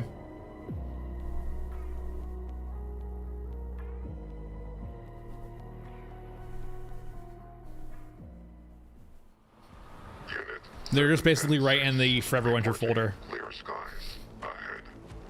No, but going back to our point though, before we got sidetracked, no, like there's plenty of old school games that have that sense of mystery and discovery, and that's perfectly fair. But when you're trying to appeal to like a fairly casual mainstream audience, they don't have an hour to sit and figure out where the hell to go, right? They're more looking for they're looking for a tailored experience. They're not looking for an open-ended one, right? It's kind of how I feel about puzzle games. If I wanted a puzzle game, I'll go buy a puzzle game. Don't put your puzzles, your convoluted puzzles, in a game that's not that genre. That's not to say don't include puzzles at all, but like, there's definitely scenarios where like there's a very clear danger in making complicated puzzles on a game that's not a puzzle game.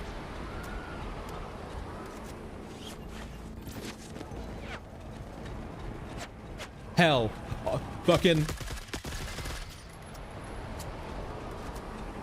I will even say Horizon Zero Dawn. Appreciate it, thanks. Horizon Zero Dawn actually does this a few times too, in the like dungeon areas inside the machines that spawn creatures. There was like plenty of times where I'm like, where the fuck do I go from here? And it could take me a solid like few minutes to figure it out. And there was definitely like one time or two I'm like, I'm taking a break.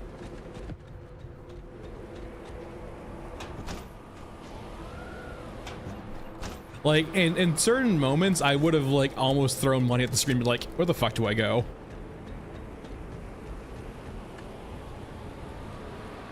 And Horizon Zero Dawn is usually one of those games that actually has that yellow highlighting too.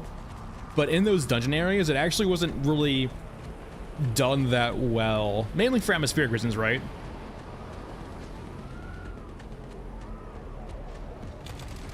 And it has to tie into with, I think, with high fidelity also in regards to textures and like graphics and, you know, just terrain in general. If everything looks like the same thing, you kind of need to tell what the player, like, hey, this is the ones that are actually interactable. I would say King, yes and no. It's also an issue in regards to graphics also, right?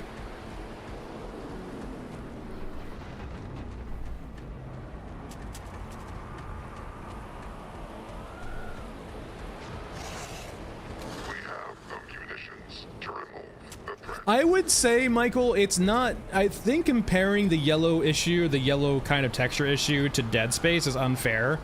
Dead Space is a very linear game. The games that typically rely upon this yellow sort of degree of like highlighting to help navigate the player on the maps are usually open world or like faux open world, where they're like mini open worlds. So like there's a degree of ambiguity on where to go and what can be interacted with, while Dead Space can just do it by like moving you forward and saying like this naturally has to be interactable, right? Because else where else would you go?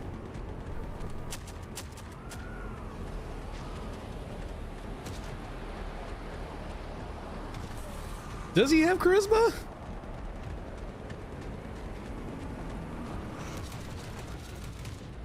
Dead Space 1 did have plenty of, yeah, Dead Space 1 used scripted moments as a tutorial, right? Like, Dead Space 1 showed you how things worked in front of you, yeah. Dead Space 1 made sure it never generally tricked you, or like, was like, haha, surprise, new mechanic.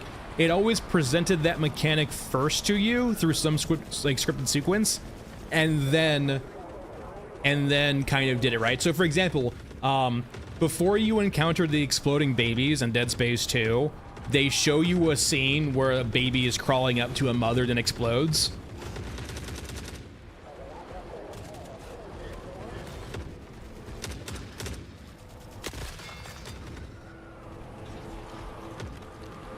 And like Dead Space does that with all their characters, right? Like every single enemy you fight in Dead Space basically does that for you, right?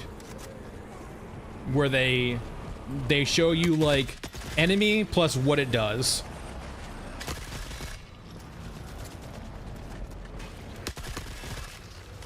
There's never like a gotcha moment. Like the biggest gotcha moments are like the QuickTime events, right? That's the only time they gotcha you, and like I think they make the QuickTime events pretty tame. If I recall, in Dead Space 1 and 2, there's never a QTE that doesn't have like a save right before it. So even if you die, it's not punishing at all. The only time it's actually punishing is if you're doing like 1 or 2's like permadeath mode. But if you're doing permadeath, you need to know those exist anyway.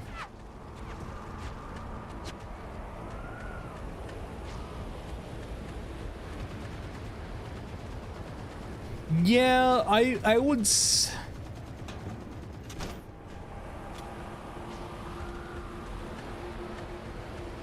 I will say they do a good job of making sure it's only for a small sequence, because definitely in 1 and 2 it borders exhausting, right? It gets very close to overstaying its welcome.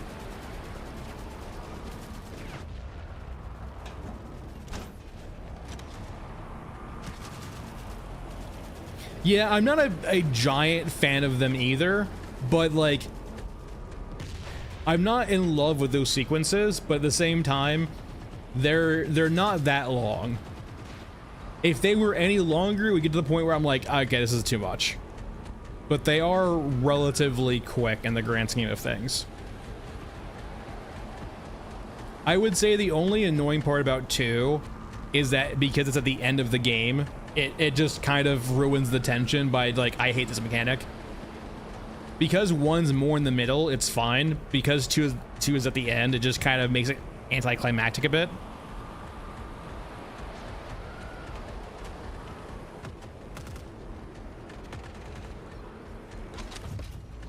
No, we have HKs.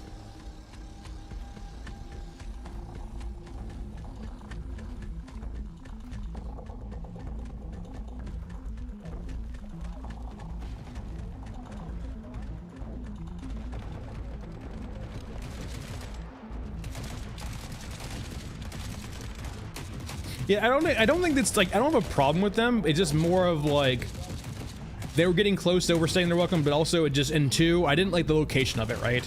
Because they put it right at the end.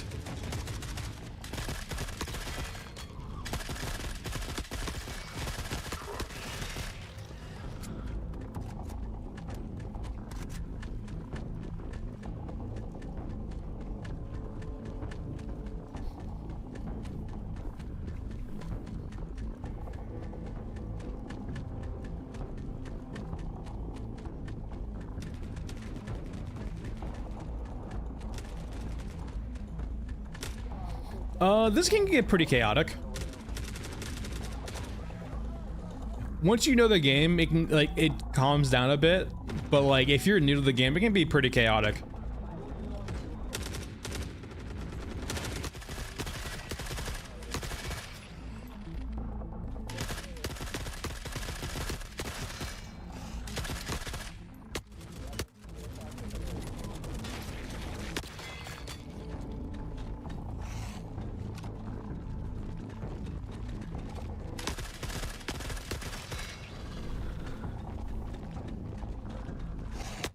I mean, Marv, that's what I'm hoping for, right? When we were talking about Atomic Heart earlier, right? I think one of my reservations on buying a game like that is because of how similar it is to other games. It's not really novel at all. Like, it has a unique setting and all, but like, mechanically, it's not that novel.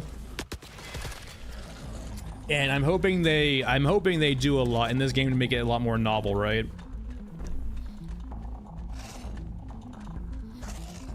Like, I think there's a lot of, that's fine, a pack leader.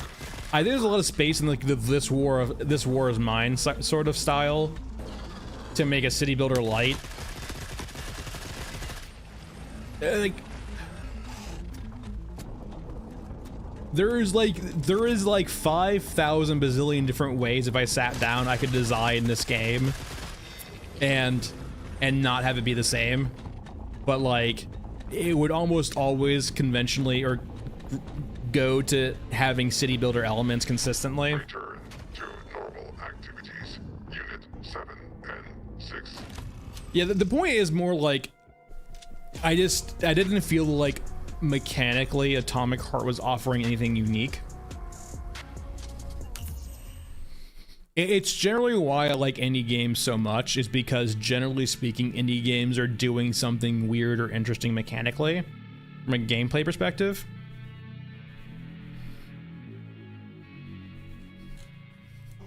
I typically find it's not enough for me just to have a like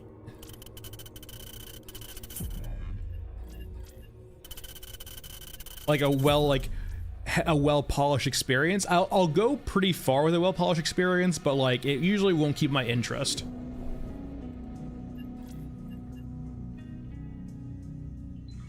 I mean, Arwing, it's not fair to compare them just yet because naturally we're still heavily in early access, but no, yeah, that's the hope, right? As we get somewhere along there.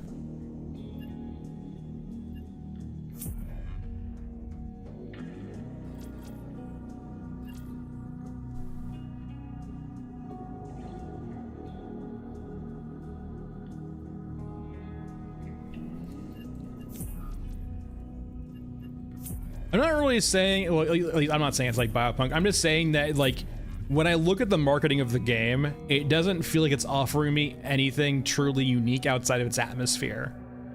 And that's generally not enough, it feels like, to get me over the edge nowadays. From turning me to a spectator into a buyer, it feels like you need to have something mechanical going on that's interesting to me.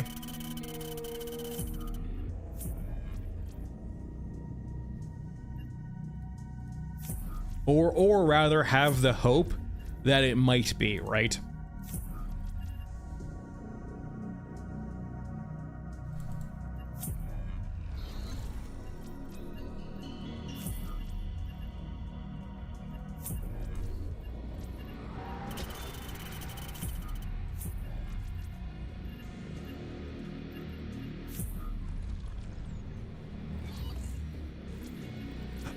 Dirt Zoo. It usually involves murdering things a lot.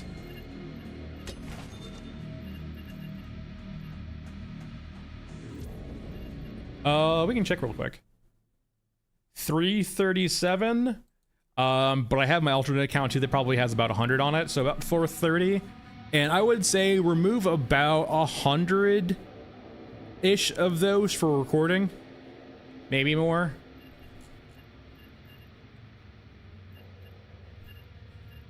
So probably around like 350 combined, removing like around, I'd say 300, probably removing any of like me just recording shit.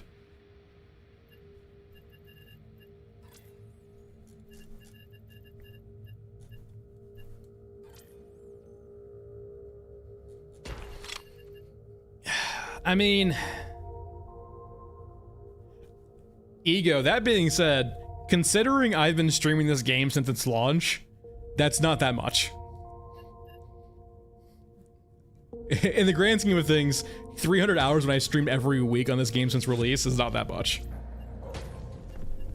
There's people who play this off stream who have more hours than me. And if they like the game that much, that's perfectly fair, right? You know, I'm not gonna knock them because they enjoy the game. Go crazy. I personally have found that my stream schedule, I only play this game when I stream or like when I'm recording, right? And I have found that this pace is very good for me.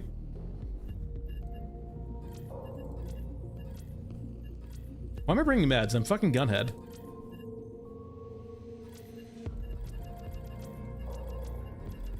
No, I mean, some people will be like that though, right? 300 hours in a video game is like, yeah, that's my hobbies with video games though.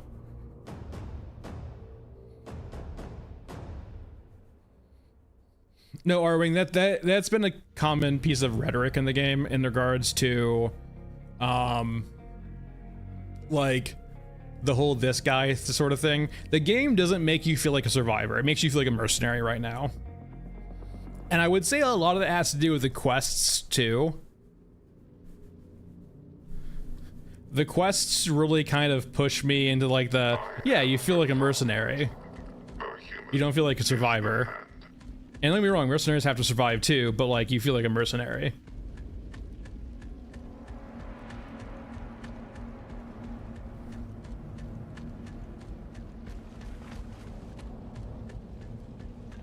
Hey Stevie, have fun.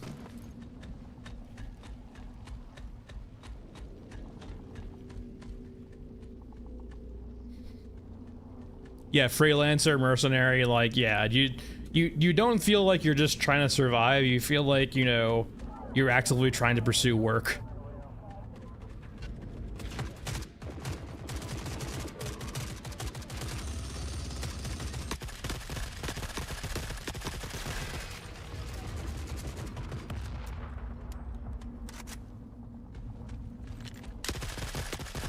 I mean, that kind of goes, Michael, to my point, though, about the quests, though, right? There's way more quests that reward murking than reward stealth. You can play it more covert, but the game does seem to force you into the merc style. Oh no, like, in regards to the game, right? There are three, I had mentioned this before too, there's three conflicting visions for the game right now. You have what the marketing says, what the game produces, and what the Q&As say. And I would say there's a massive disconnect between all three of those in regards to what the game feels like it wants to be.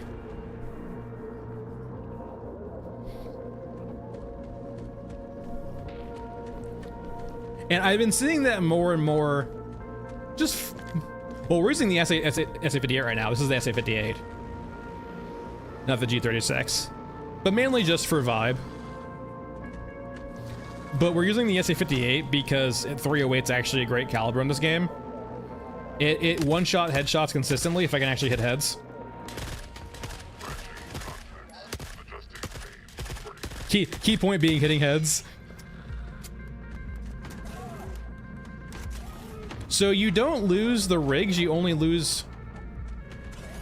Are you losing the rigs themselves or just like the upgraded containers? You shouldn't be losing the upgraded containers, or sorry, the upgraded rigs, or sorry. So, when you buy a rig, you keep the rig, but if you upgrade the rig's containers, these containers here are upgraded, if you die, you will lose them. I believe if you go pick up your corpse, you get those back. But like, if you're to the point where you're still dying a lot, maybe don't bother upgrading your rig, because you don't lose the base rig when you buy it. You only lose the upgrades. So if you find yourself dying a lot, maybe it's not worth the investment to buy a better rig or better upgraded rig slots.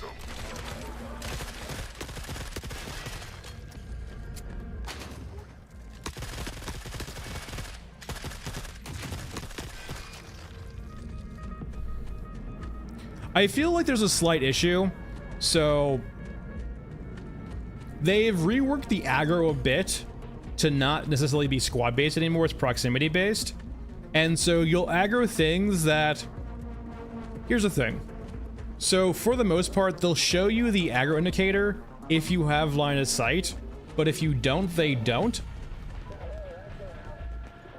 It feels like essentially competing systems that are half measures, and because they're competing with each other, it doesn't feel good at all. Essentially, you seeing only the red diamond sometimes, but not all of the times when things are aggroed, makes it feel misleading and not accurate. So should it even be in the case in the first place? So for example, those two guys we just shot and the third guy pop out and lit us up. Would I take my eyes off that location if it wasn't for the red diamonds making me think it was clear?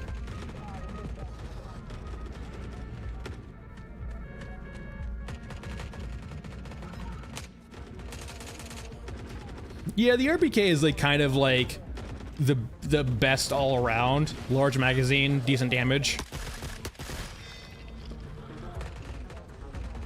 Yeah, it's weird, right? Like that's how I would kind of describe the notifications that you're getting shot. Or the aggro is just like, because it just doesn't feel right.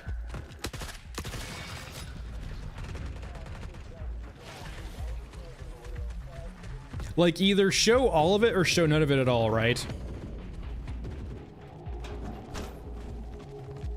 Or just make it an option.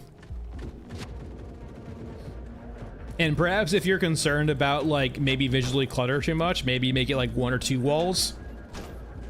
That's probably harder to detect, though, I imagine.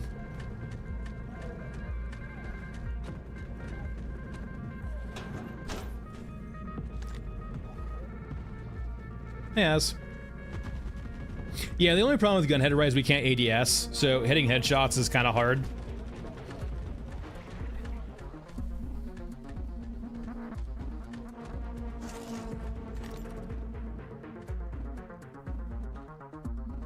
But Michael, you also have the quest in regards to like assassination quests where it's like, you know, kill 15 Europans or kill, you know, millions of cyborgs and so on and so forth, right?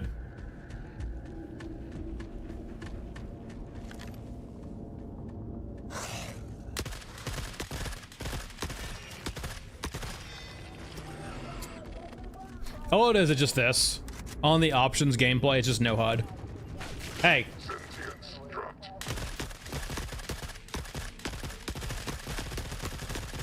So in the gameplay options are setting for no HUD, you just turn that off and then you're fine. Essentially, the way you need to kind of approach it is you just bring a lot of meds with you and you just constantly chug meds to make sure you're full.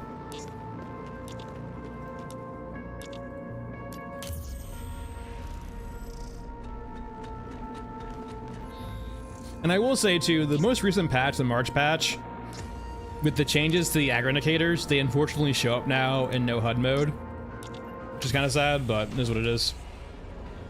All right, I only wanted to open you. I don't actually care about anything inside. I'm sure I'm pretty low too, considering we've gotten shot a lot this raid.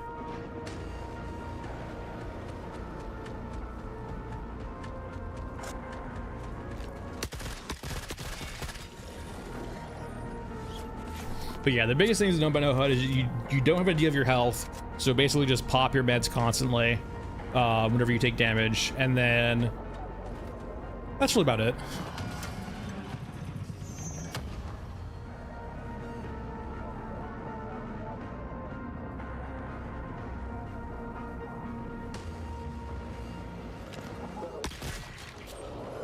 Yeah, I mean, I doubt we're ever gonna see like stealth levels of like stealth in the game, or like thief levels of stealth in the game.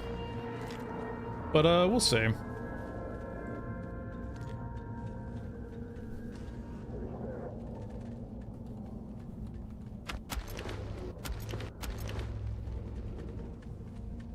enough guns for this. No, you don't. You'll get the sound effects and like the shaky cam if you have low enough health, but you won't see the static. And to be fair, fuck the static anyway. I'm not a big fan of the static. Alright, we're good.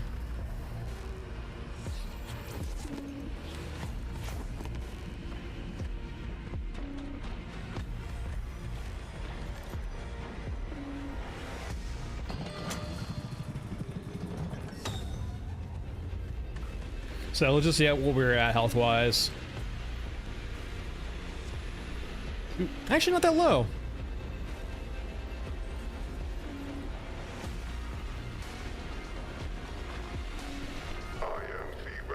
It's hard to tell with shotguns too, right? Sometimes shotguns will hit you for like most of your HP, and sometimes they don't.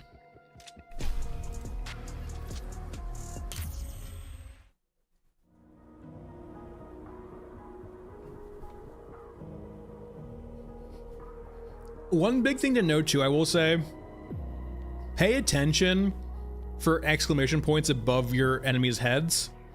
They added that in the March patch. Essentially what that means, right, is that those enemies are aware you're there and they're going to aggro to you whenever they have finished dealing with whatever they're dealing with. So say, for example, you see a squad of Europans fighting a squad of Eruskans, and they both have exclamation points above their head. It means whenever they're done fighting or, you know, winning that fight, they're gonna go start murdering you now. So sometimes it can be rewarding to be proactive when you see those exclamation points and kill that squad before they can actually, you know, fully murder you or get to you.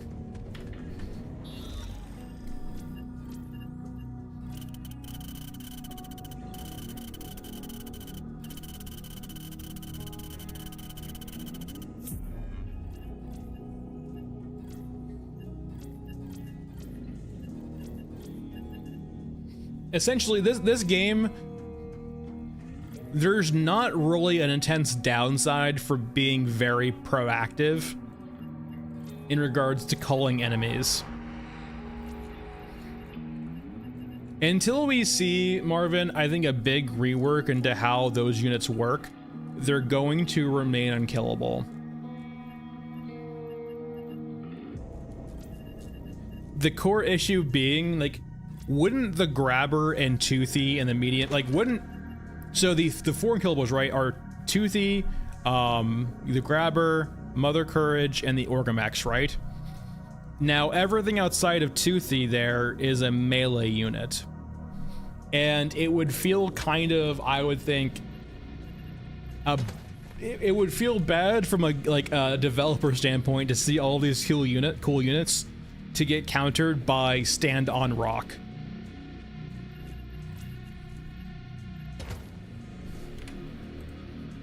Or the Orgamex example, stand on other side of sandbags. I feel so sad for Miles, right? Miles is like pumping up the Orgamex and new animations in the last Q&A before the patch, and it still just gets beaten by sandbags. Let's go see if we can't find a little friendly Orgamex to troll.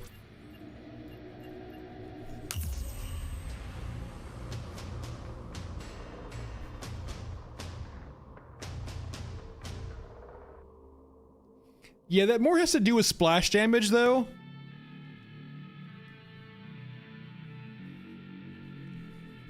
And weird quirks.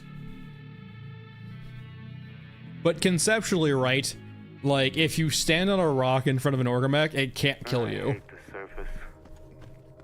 Same thing with the grabber.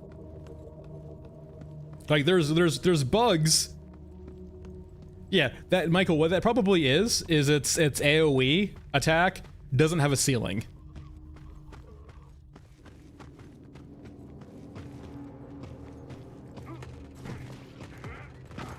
But Marvin, it comes down to animations and making that smooth, making that feel fair. There's, like, even with a bit of iteration, there's still giant instances where the grabber will do kind of bullshitty things to kill you.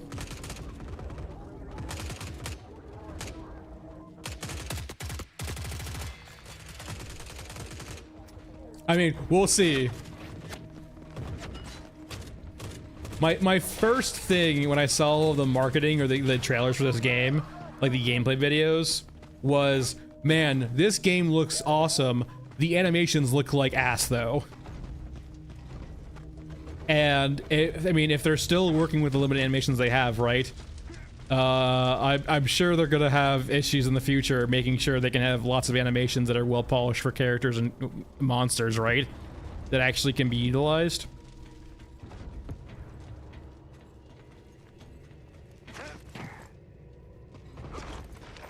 I mean, Blood, it depends too, right? It might have just been early, or like work in progress stuff.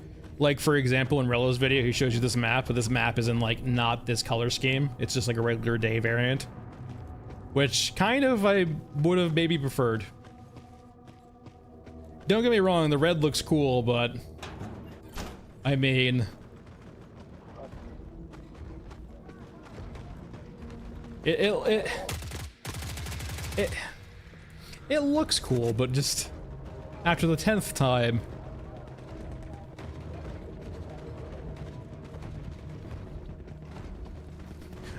To be fair, that's essentially this map in a nutshell, right? Like, it's cool the first time, it's alright the second time, and anything after that's like, alright, I think I've played the entirety of this map.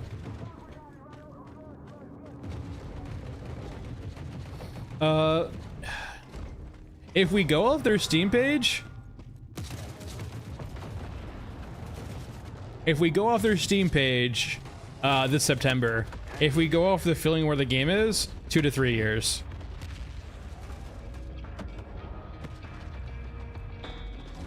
Now, I would fuck with the Ogre mech. The only problem, though, is the other 2 mechs in the area.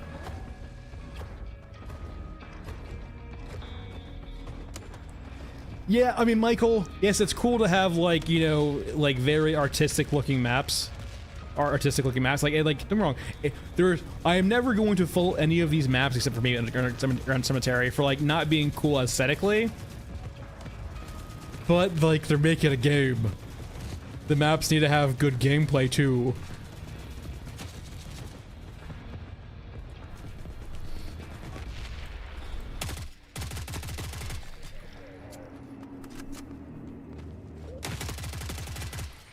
Check those corners.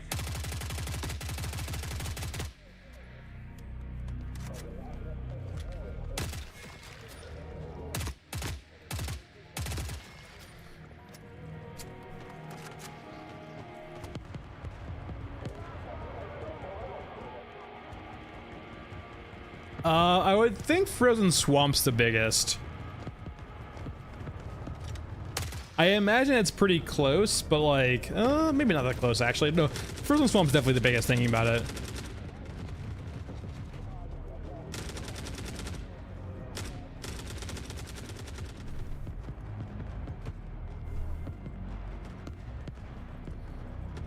I mean, sure, but when you're making an extraction shooter as a genre, or as a thing, I feel like there needs to be a consideration in regards to the map design.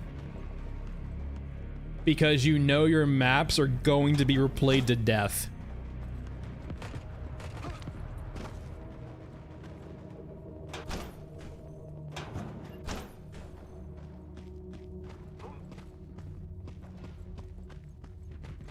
Like, they're like, for all its sins, right? Tarkov has kind of realized that and upgraded its map like 100 times now. Custom's gotten like overhauls, what, 3 or 4 times now, I believe?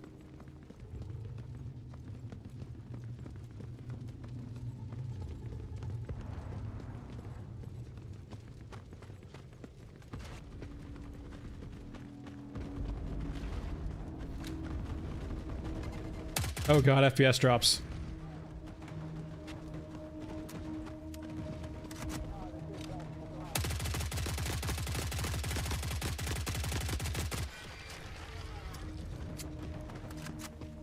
Like, that's Michael, for example, one of the reasons why there's friction in regards to the marketing, right? Marketing says extraction shooter. Gameplay says art book.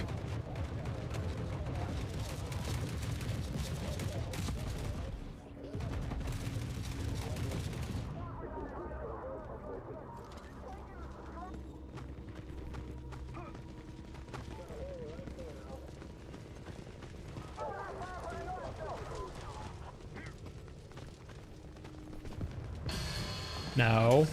Don't you do it. Self-defense.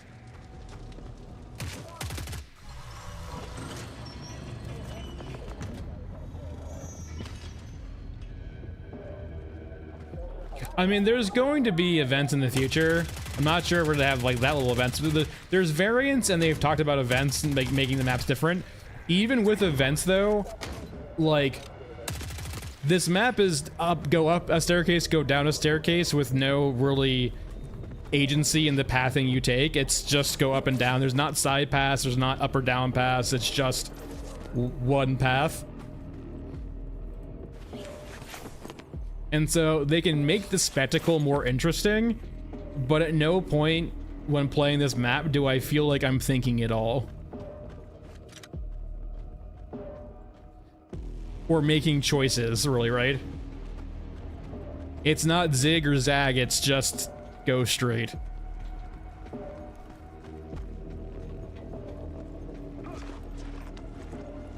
I mean, you can keep your...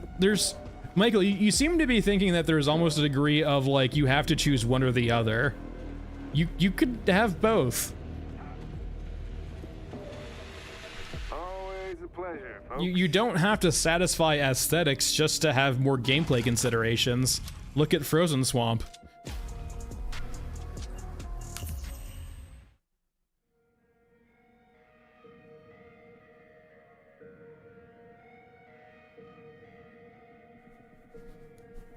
Like Frozen Swamp is a clear example, right, that they can design a map aesthetically that's aesthetically pleasing and interesting, while also taking into account considerations of gameplay.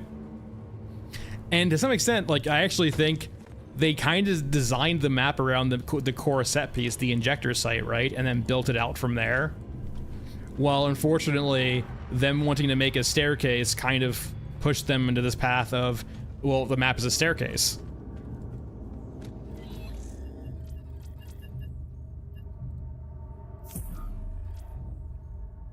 I mean, well, to a degree, right? I'll be the first one to flame PMs, project managers. At the same time, having a good PM, though, and, like, figuring out your scope and sticking to that's so important. But it can be hard sometimes from, like, a creative standpoint, right, too? Like, me enjoying being creative also, there is always that push-pull of, like, not wanting to be constrained by some arbitrary document.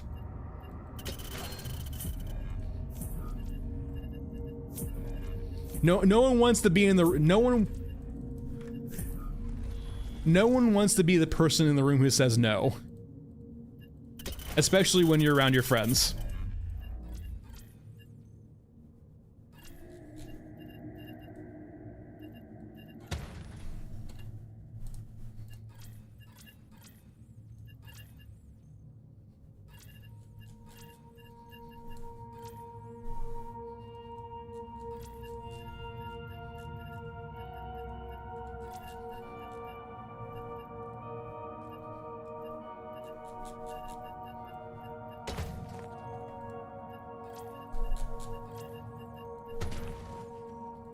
Alright, so we have part 2, data waves, alright.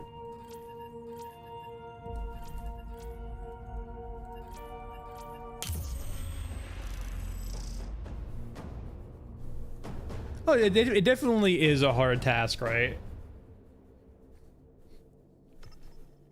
It just feels like, and this is perfectly fair, right? It feels like at the forefront is art for sure in this game.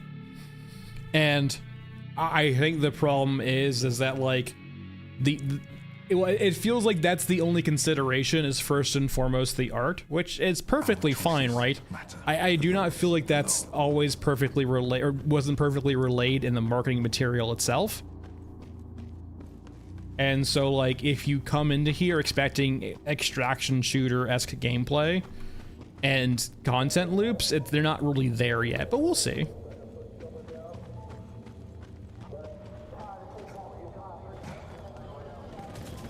Yeah, and then, like, Michael, for that point, though, doing that in a business, in a company, like, especially, like, a startup, right, where you're supposed to be, to some degree, friendly. It depends on the culture of the company, but from the kind of the stick I get from them is that they're, you know, 3 artists who knew each other and started a company to make a video game, or art book, then video game.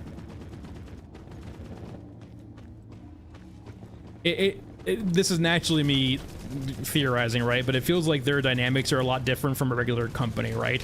They even say so much in Q&As, right? Where, like, in one of the earliest Q&As are kind of like, yeah, like, you know, people will shout out cool ideas and like, yeah, let's try doing that, and so on and so forth. That's me paraphrasing, by the way, but essentially there's definitely seems like there's a culture of considering unconventional mechanics or ideas with them.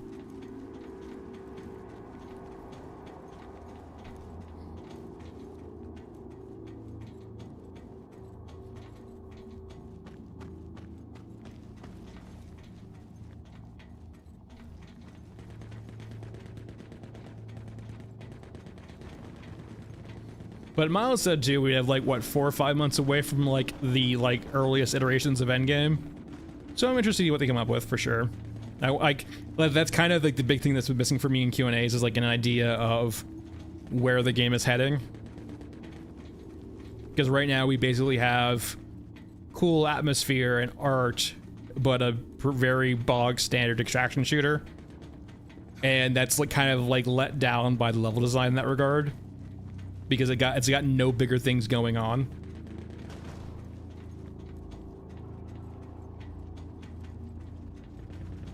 Well, I mean, you can have plenty of good ideas too. Like, there's always so many, like, there's so many good ideas that go around also, but it's a question of, are they feasible?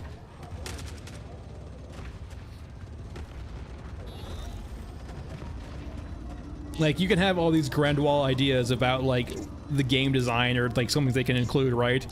But it's really a question of, is this feasible for a studio of their size and their resources, right? And there's a degree of that, of, like, in the feedback channel where people are, like, not understanding of the scope of the game and the resources they have and are, like, recommending, like, absolute crazy things. Oh no, Marvin, considering their current pace of, like, releasing a map every single content patch, which is like 2 to 3 months, they're gonna have extra time before we see the end of September. Essentially, we should be seeing all of the maps before next September, yeah. All the maps currently advertised. There's 2 left, there's Shantytown and Downtown. And so whenever they release this patch in, like, you know, late April, May, June of this year, if they have one, we should see a map then. And then 3 months from now, like, you know, August, September, we should be seeing one more map last patch. So everything map-wise, I mean, they should at least be in early access out onto the game by the 1-year mark.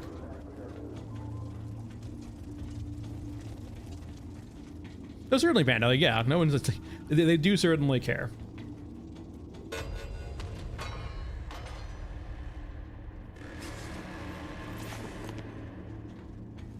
No, the HKs are definitely a feature where it's like, yeah, hello.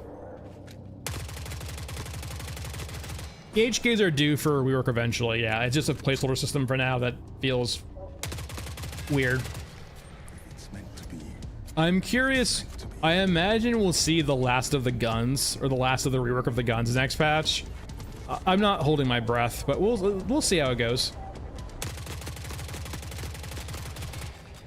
Taking fire.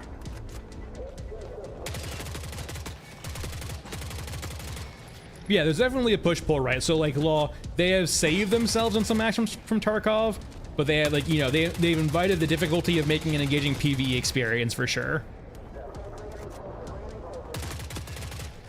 So, like, for example, they don't have to worry about that much about peer-to-peer or networking and all that good stuff because it's not a PvP game. So they can kind of, like, slack on that a bit, but they do have to engage players with a compelling PvE experience for sure.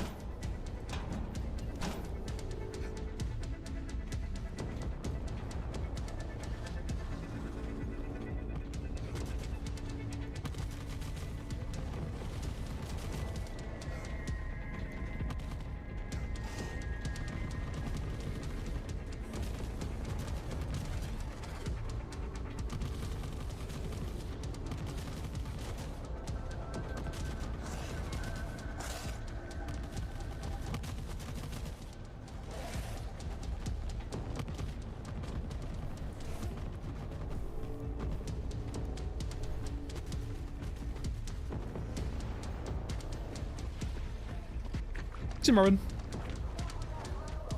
Enjoy your meal.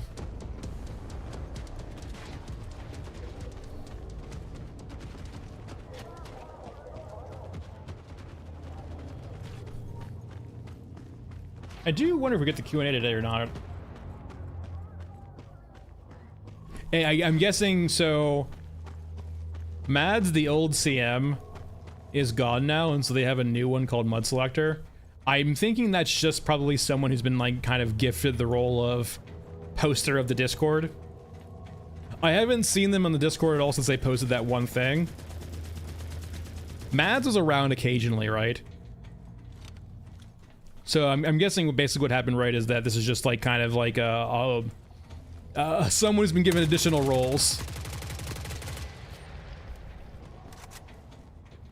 That's not masochistic. I mean, they're gone. I'm not sure if they left or what happened with them, but they're gone. Yeah. There's no longer I think a dedicated CM anymore. We do have one in their place, Mud Selector, but I'm kind of getting the feeling that they're probably just like, have some additional responsibilities.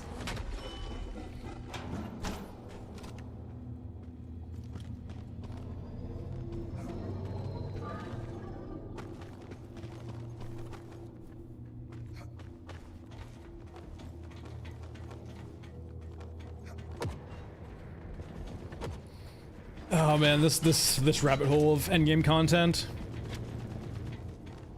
Essentially, what I have always been hoping this genre, like, ever since Escape from Tarkov went into early access or beta in 2017 or 2018, like, I always thought, like, yeah, that's gonna have a conclusion, right? It's Escape from Tarkov, so eventually we're going to escape from Tarkov. And here we are, you know, 7 years later, and we still don't have an Escape from Tarkov. And that kind of ties into my endgame content, is I personally would like to see it in a way where it's not an end, but it's the conclusion for a run. So they've been tying in light roguelike elements, and I'm hoping they can kind of, there's ways of doing it I would have to sit down and actually like write out, but on a high level, it's essentially designing a system that's kind of not cyclical, but like lightly cyclical.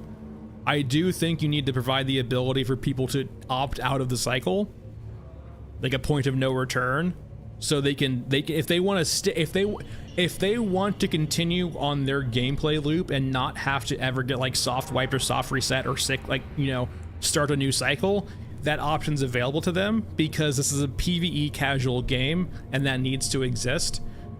But for people who want to opt into a conclusion, or essentially a conclusion, right, to start again, I feel like that's important, right? And this has been pretty vague so far, I understand that. The like, one way of doing it right is that, say for example, you go to the progression, you upgrade your innards, and eventually you get to the point where your innards is essentially noticed, right? And it's not something that you can stop, right? And so your innards needs to move, and you need to get people out of here, or you need to leave.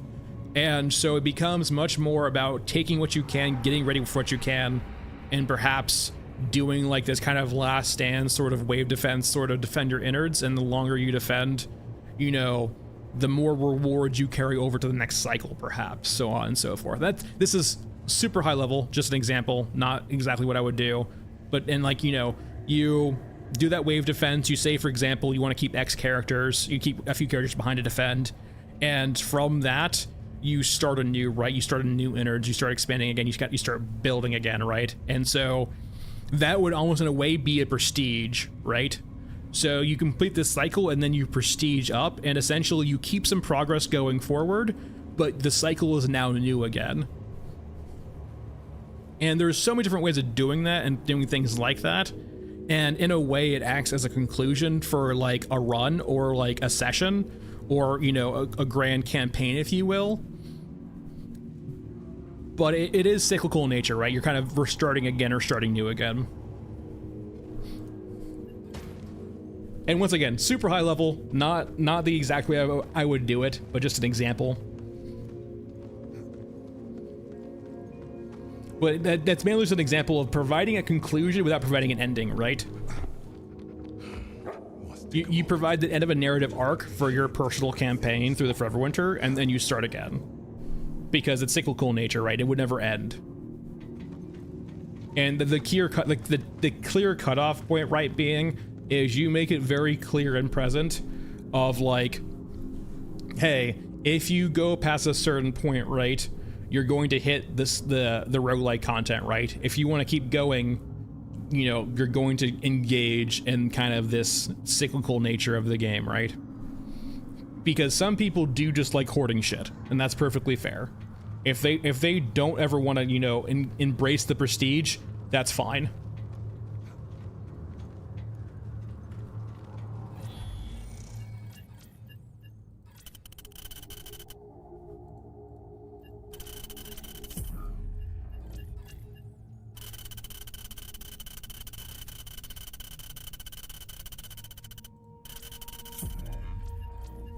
I find that hard to blood to necessarily... That'd be a hard balancing concern, right?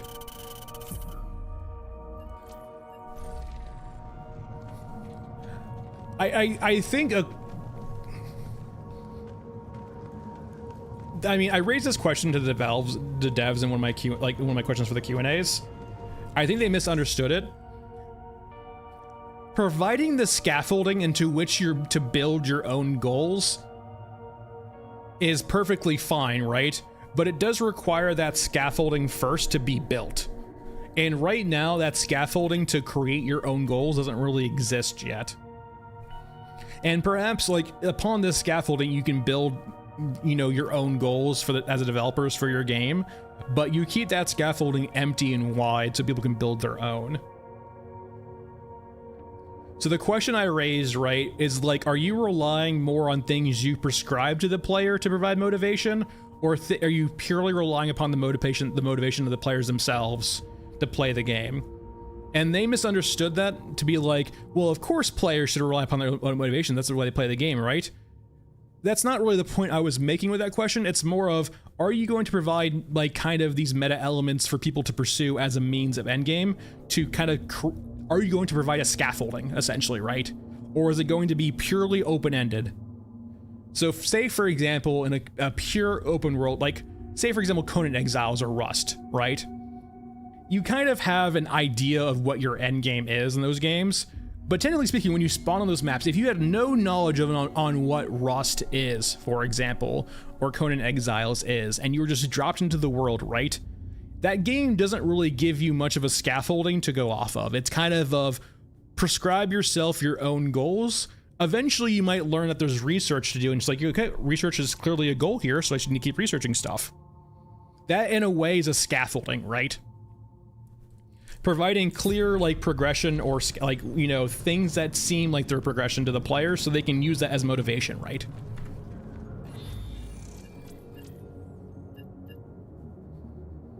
Yeah, and I think that's on purpose, right, Michael? It should always be like that. It should be to be continued as opposed to the end.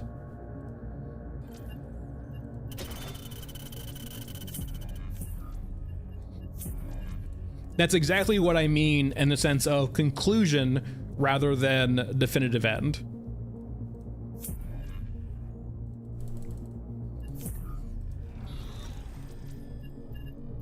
Are we killing a chopper? Nah, not yet.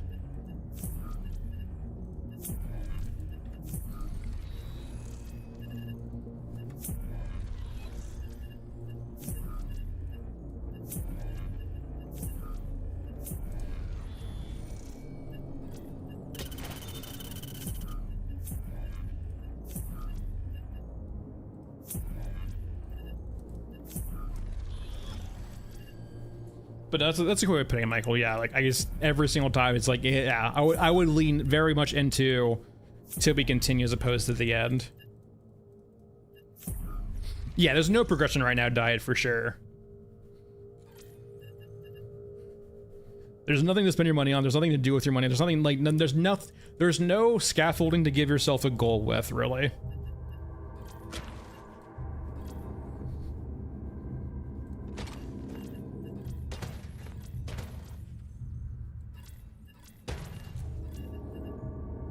And I would say even Tarkov does it pretty poorly too, right? Tarkov is a game where, like, if you need meaning in your games to progress, you typically will find yourself petering out pretty quickly in Tarkov, as you kind of realize the game doesn't really give you any purpose other than just kind of killing people, right? Because there is no escape from Tarkov. You can make your goals like getting to a high level or Kappa, but like why do I keep doing this? There's really not, like, Tarkov does a poor job outside of it's just PvP and just like progression and getting money, providing the players with actual motivations to do things.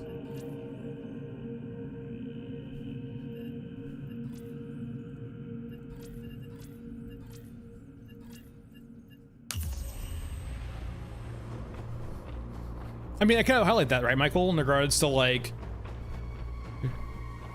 I would have to sit down and actually ponder it pretty heavily, but I mentioned this before, right? Like kind of having, you know, eventually a point of no return, well, where if you keep progressing, you're kind of opting into the prestige system.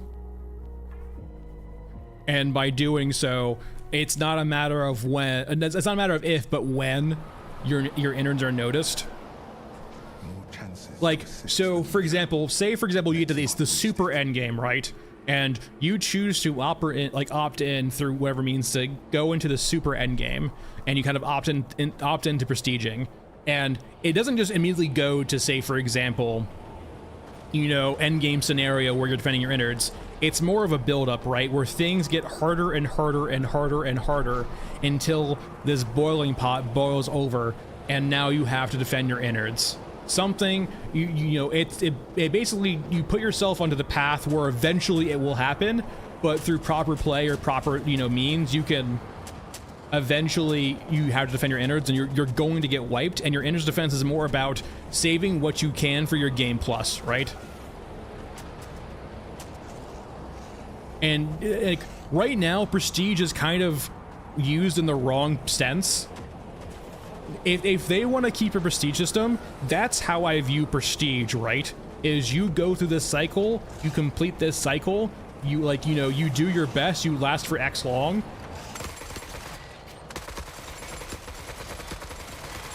And that is your prestige.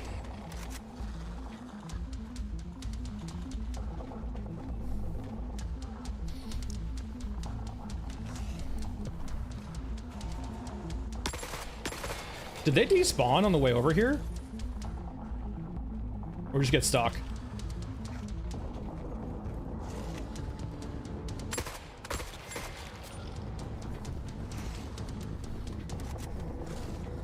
And like,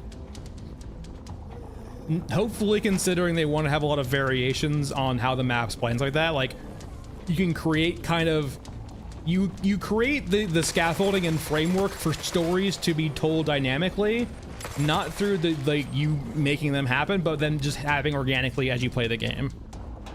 And so that, you know, 2 full cycles might never be the same, right? And say for example, right, if they ever get to the point where certain maps have, say for example, Europa, Euraska, Eurasia in certain areas, when you do New Game Plus, right, it might shift things around a bit. So as opposed, for example, well, let's actually go to the map here. Or actually, say for example, if Europa started in the top left, Eurasia in the bottom right, and then Euraska on the bottom left, maybe that shifts around, you know, a New Game Plus or a different one. Maybe, for example, the previous cycle maybe changes that. Maybe you can influence it in a butterfly effect sort of way. Burner, that would be a way of doing it, right? Like a city builder light, right? Is you have civilians. I made a water suggestion back before they redid water back in December, and it kind of touched that on that point, right? Is like you use water as a resource for like as a city builder, right? And civilians are part of that, right? So the more civilians you have, the more things you can do, but at the same time, the more water they cost. And naturally that creates a cycle, right? Where the farther you progress, the more water you need. And so it becomes this kind of feedback loop, right? This very naturalistic feedback loop where, like, you know, if you overstretch yourselves, you might find yourselves in a real big fucking bad scenario. Well, remember, we're not global, right, Michael? We're in a very small skirmish area.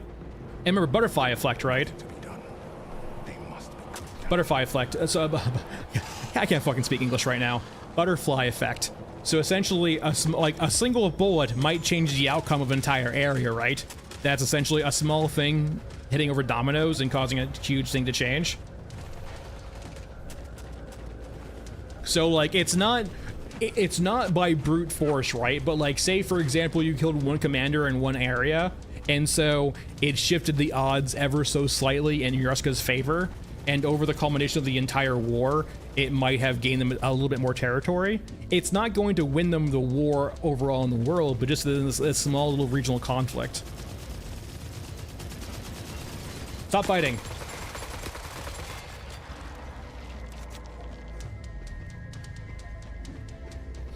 But no, yeah, Burner, on that point, right, like, it feeds into, like, this War of Mine vibes, right? Of having people and balancing your resources and food and so on and so forth. And I think there's interesting avenues too, right, in that regard of some people want to build tall in regards to just be themselves and not necessarily rely on others, which I think is a fair, like, I think that's a, like, interesting options to choose, right? And naturally, we're getting to the point sort of kind of where, like, this is not feasible to provide them so many options to players for a small indie developer. But, like, going to the water video, right? Some people like it, some people hate it. We're not arguing if it's right or wrong in this current discussion. But it kind of highlights two different types of play styles, where in regards to this War of Mine, the city builder, right? You can choose the more selfish, build tall, everything's for me kind of path, or perhaps the more community decentralized path, right?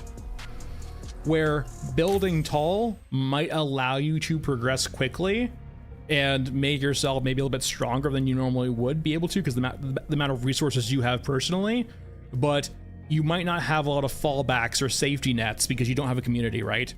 On alternative side, right, if you want to opt into a safer route, you can go the slower approach by building up your innards with civilians, with infrastructure, so on and so forth. That takes more time and more resources, but when you fall right, it's not as devastating.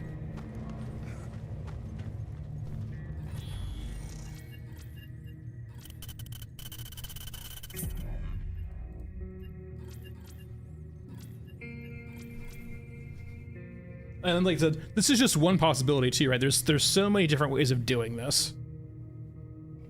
It really just, and that's kind of like my reason why I would like them to be a bit forthcoming in regards to, I don't need a roadmap. I don't want specifics. I just want to understand the feeling they're going for in regards to the end game slash kind of what they see 1.0 being, right? Because from the marketing material, the game, and the Q&As, I have no fucking idea, and it kind of begs, it asks questions of itself, right? If I can't understand what your game is, do I understand what you know your game is? Naturally, that's aggressive, right? But like, it does raise that question. Is this going to be like an actual like pure vision or just a kit bash of visions?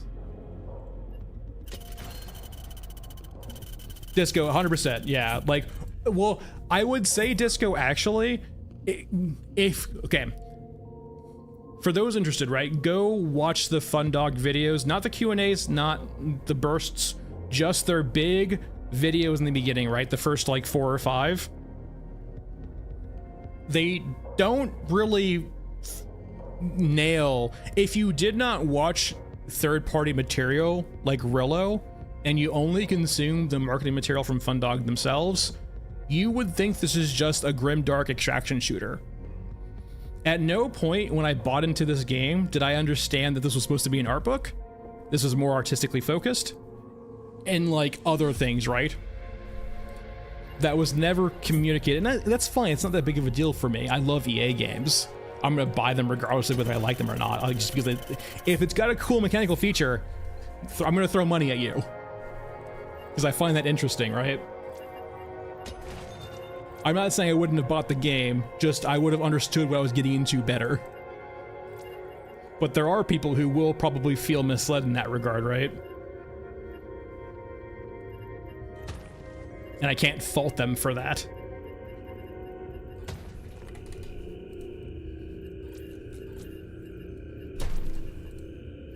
And it's a common issue I see too. This is not specific to Fundog.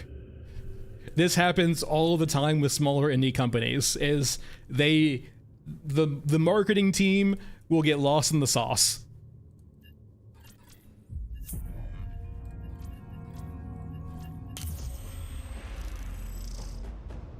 Exactly, Ego, in the sense of, oh cool, a grimdark extraction shooter. Like, the key things they sold me on was PvE, extraction shooter, grimdark.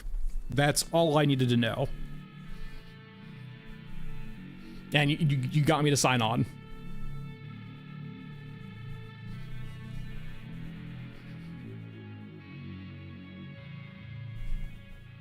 More chances to assist the meager.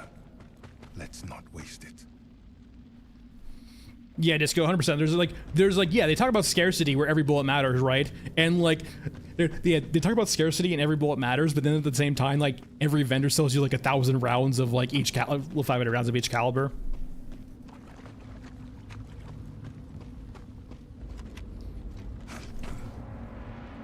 I mean, yes, yeah, Bloodband, 100%. Yeah, this is an extraction shooter in the Grimdark setting, yeah. But like, then you like. Well, like, it doesn't do it. Yes and no. It's very early access, so I forgive a lot of it, but like, it's missing sort of kind of the hallmarks of the genre, as in like very well polished gunplay. But then there are Q&As and the extra context. This is an art book, kind of. It's supposed to be like heavy artistic. I mean, I'm gonna buy the art book too to support them, right? I mean, for all the critiques I give, I'm still gonna throw money at them.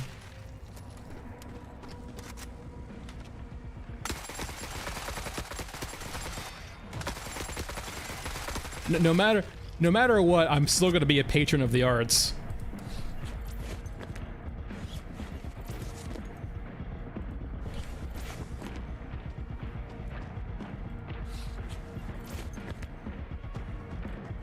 Yeah, exactly. Like, yeah, like that's the thing too. I guess Blood on some aspect too, it was painting to be much more like survival / stealthy.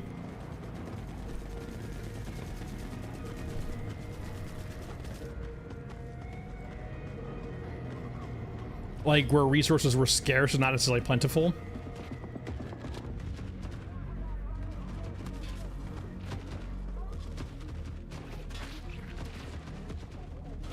And I will say though too, like I am quite happy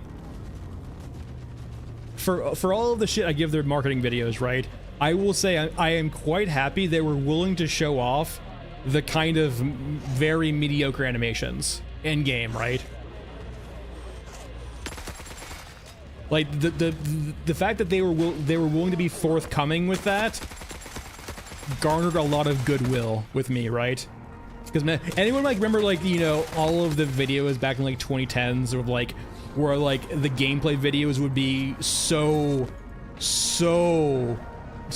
like after the fact edited, and like we're never actually actually going to be gameplay ever. I wouldn't consider them good enough, actually, Michael. I don't think I have high standards in regards to animations. I do not think they're good enough right now. To be so quite frank about it, they are not up to par. When your selling point is art, I would consider the animations part of that art. At the end of the day, a model is just a model, right? If you can't bring it to life with the animations, it's not going to do that model justice. And so you're leaving it on the table.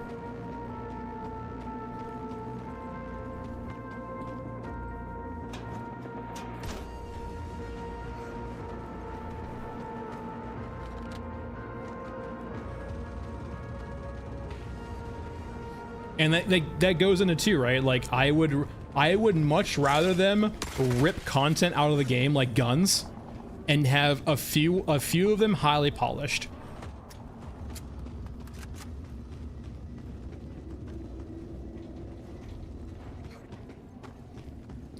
I mean,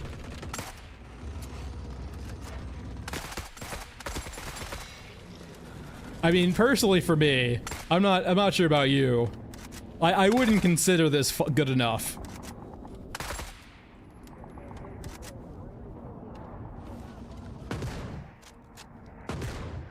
Like, I wouldn't, just to be quite frank about it. I understand there's limitations, and it probably won't ever get there, but it's always going to, unless they actually fully fledged, like, redo them or fully flesh them out, it's always going to be like, yeah, like they just didn't have time or resources for that. It's fair if they don't get the time and resources to do it, but like, I am still going to hold the opinion that they're bad. I mean, I would go as far to say they're bad. I don't think you've ever heard me call, like, I will very rarely use the word bad, but in this instance, I believe it's warranted.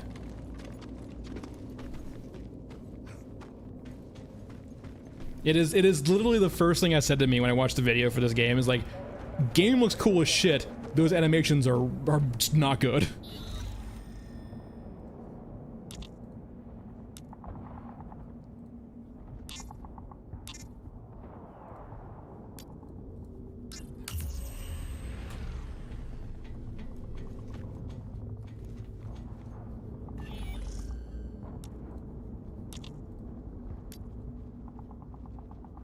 Like, things just don't flow together very well at all. Whoops.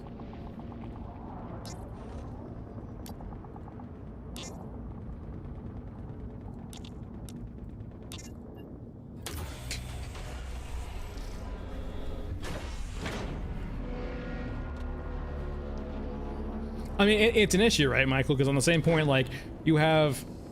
They even said as much, right, that they have a backlog of units waiting to be implemented. They just require implementation. And I imagine part of that's the animations, right? Like, there's a clear bandwidth issues.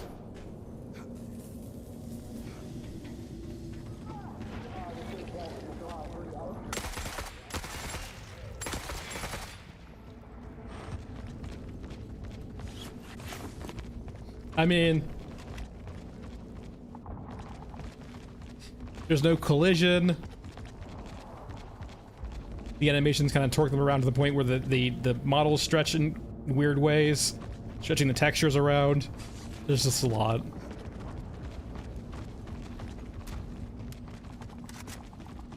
And there's not much point in going to great detail about, like, I feel like it's really easy, quite visible. Hey, Nightcall. I don't feel like I need to actually, like, go into detail about what's wrong with the animations, because I think it's very clearly visible.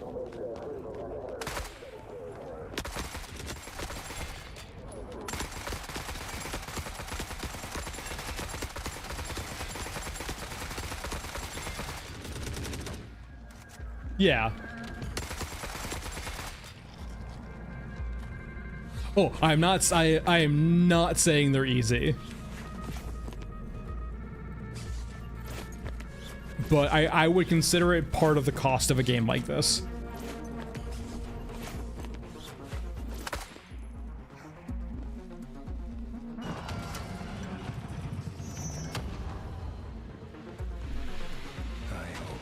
I think there's a difference between what I'm saying and movement animations, right?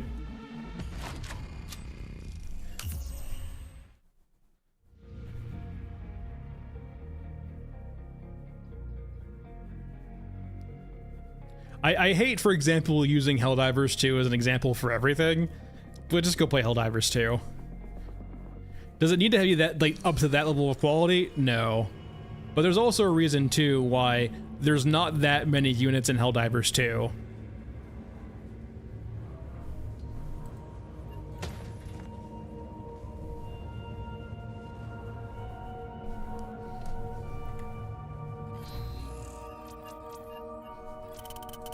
You can't really have 50 units with full movesets in a game like this.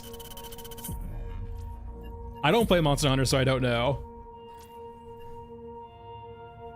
Like, I'm personally fine with having characters or, like, enemies with small movesets, but have those movesets be polished to all hell and back, right? But right now, like, let's just go find an Orgamech. And I would say, too, a lot of it might just be pathing and, like... Well, hold on. Let's just go find an Orgamech. Let's go over to Ashen Mesa.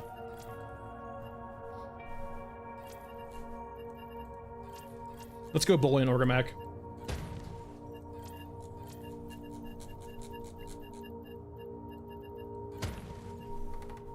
Like a lot of it has to do with like turn speeds too, and how things react, and just how they move when they react. Sometimes they'll just pivot on a swivel as opposed to turning around.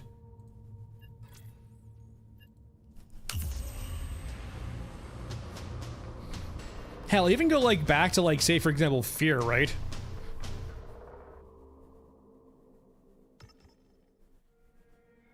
I would also say like too, that's one of the perks of being like a AAA studio too, Michael, is you can have like dedicated animators. Like for example, this team might only have one or two, like one of them, if that. It might be relying upon like, you know, them to implement their own like, animations. Let's not waste it.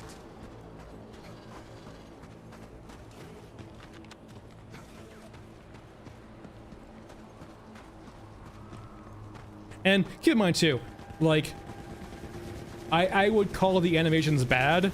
At the end of the day though, they're serviceable, right?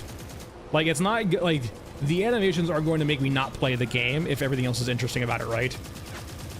Well, would I still call them bad? Absolutely. But I'd still play this, I'd still play the game.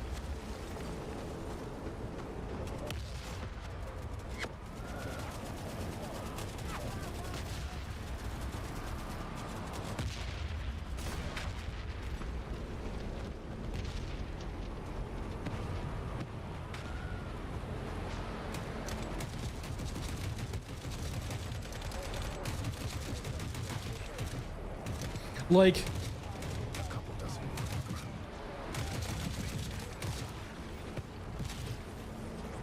the cyborgs don't look exactly right. At least not in my opinion.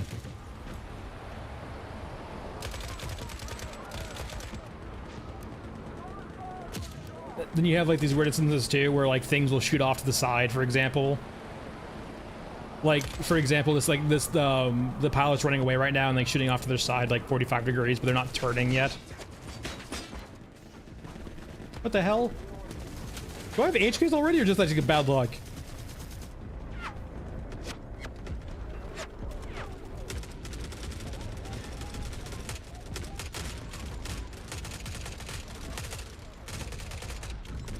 And I would say too, the stagger being like one animation that plays consistently.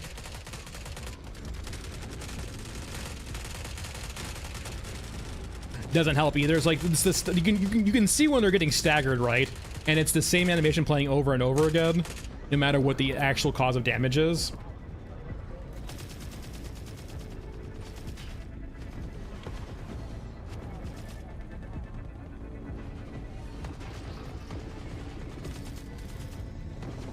And the fact too, like they have, I don't know, just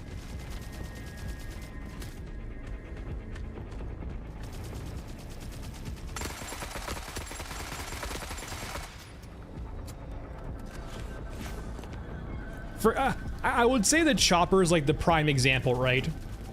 If you've ever seen the chopper move in this game, it truly feels like something being dragged through like an editor on the Y or Z axis, right? It doesn't feel like it's actually being like, it doesn't feel like it's flying, it feels like it's being dragged around. And that's kind of how it feels with a lot of units, right? In the sense, they don't necessarily feel like they're part of the world, it feels like they're just kind of being, they're not grounded. And naturally, grounded is subjective, but, you know, I feel like it's a very common sentiment.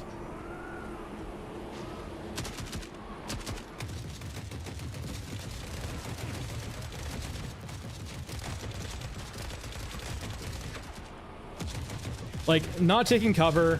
I would say the AI too, generally relying on shoot and move forward, doesn't help out either. At some point, it's, I guess, the, like, kind of, it's also partially on the AI too, why the animations feel bad, because like, it doesn't really feel like they're grounded at all. They feel like they're just, like, moving arbitrarily through the world. But that's more on the AI front.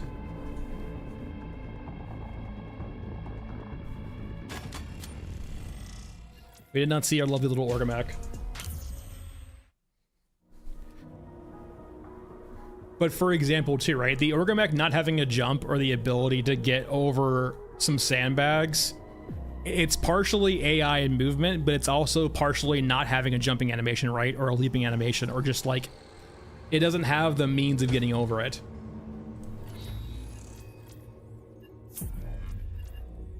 Let's go find Toothy, actually. I think Toothy's a good example also.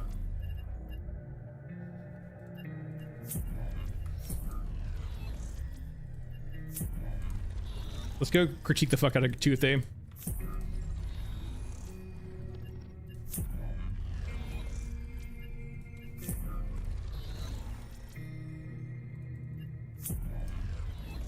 Because you can see it in the bigger units too, right? Like the medium max for Europa. Oh man, they have some real big movement issues. And it's, once again, I'm not saying it's easy, but it's definitely a cost of having a lot of units in your game. Is just like, I feel like they require a certain level of polish to them, right? And if you don't polish them up to, like, if you have some very high fidelity, cool graphical units, but then you animate them poorly, it kind of takes away of the cool aesthetic, right? Like, it's still there, but it's definitely diminished when they're pretty derpy.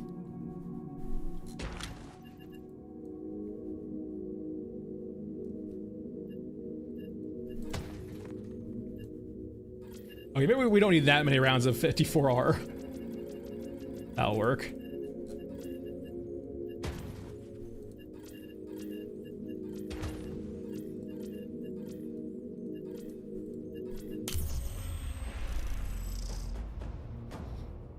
Yeah, that's a big issue. It's both animations and AI and attacks, right? The medium X will sometimes hug and kind of not be able to bring their guns to bear, and so they just kind of kiss for a while before one just dies to other reasons. It's partially AI, partially animations for not having like attacks close by and other stuff. The surface Like if they options. if they had like melee animations that didn't sync up properly and just like they were clubbing each other and like clipping through each other, that's perfectly fine too, right? I would be surprised if they have even one. They might. I would be like. They might have one or two. I guess they do. They do have cinematics, right? They have done cinematics in the past. That I would imagine would be in house.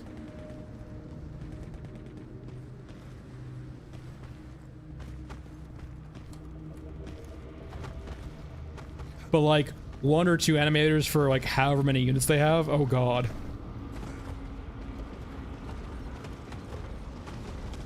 And then you have the issues too, right? Where the animations might work, but then it pass over things it shouldn't path over, right? So for example, it will like path over clear terrain obstacles that should probably be... There should probably be a distinct... I don't know how UE5 works. Clear disclaimer, I've never used UE5 for anything. Ow.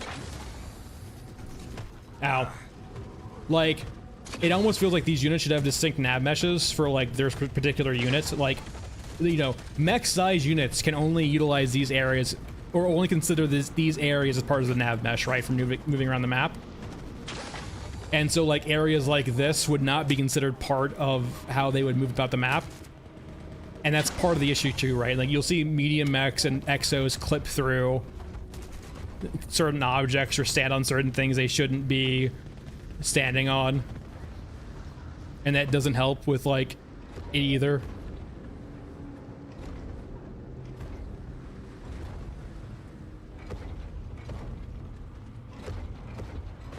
Yeah, I would say this is probably more pathing than anything else, right? Like this level of derpiness is more on the AI than it's walking to a wall.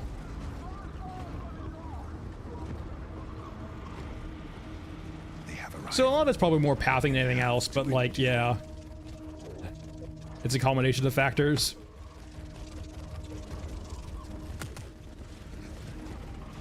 I mean, I believe it, Michael, yeah, like, that's... I believe it.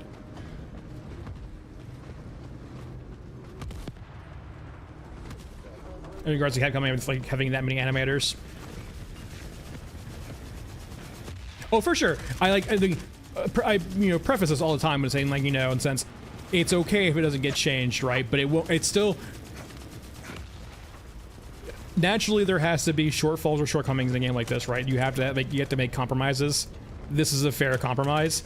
I'm still gonna call them bad, with an asterisk mark, in the sense of, you know, they don't have the resources to do better than this, but like it is what it is. And but on that note, Michael, too, it's scope too, right? Like knowing your limitations, and it's my personal style too, right?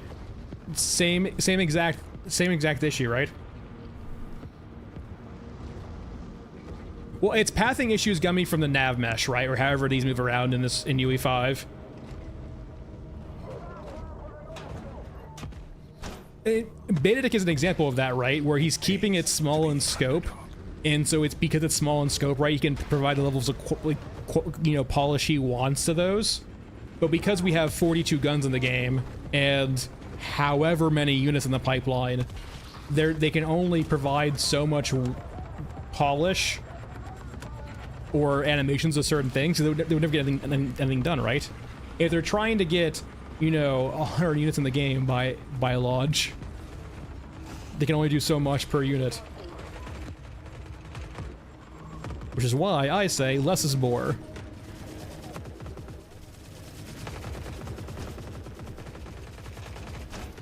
And you can always add more guns in later too, right? Or more units in later. But make the ones you have now, like, very well polished, and like set a baseline and then build up from there.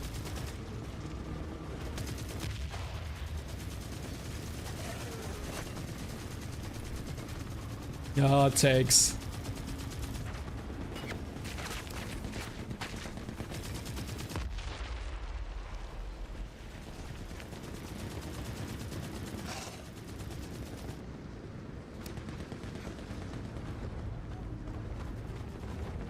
I think it's a bit too far away. But like Chopper, for example, right? It feels like it's being dragged through. No, Nightcall, I sure... Oh my god, I should have saved sentiment. There's no reason. I was being conservative and like keeping guns in just for like aesthetics. You could easily cut about like 15 to 20 games or guns out of the game easily and not lose any functionality and still keep some guns in for pure aesthetic differences. But between all of the guns and all of the mods, I consider it bloat too. My first thought when I watched marketing material was animations are bad. My first thought playing the game and seeing the guns, holy shit, this game already has a lot of item bloat. It's too early for this many mods.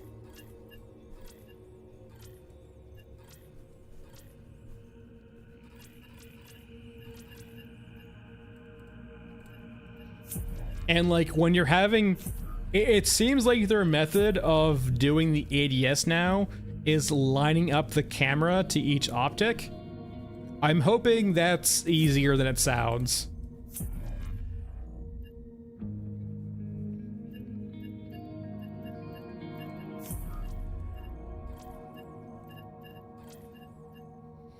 We've done the next issue today, actually.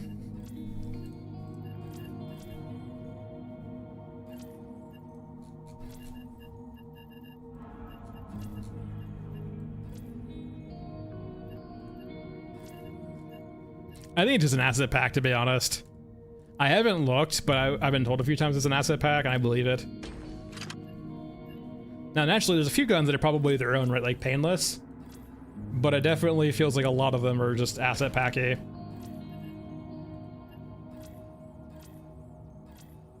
RPD? Why not? There's no reason to use this gun, but we will anyway. It is literally just a worse RPK. And substantially worse RPK.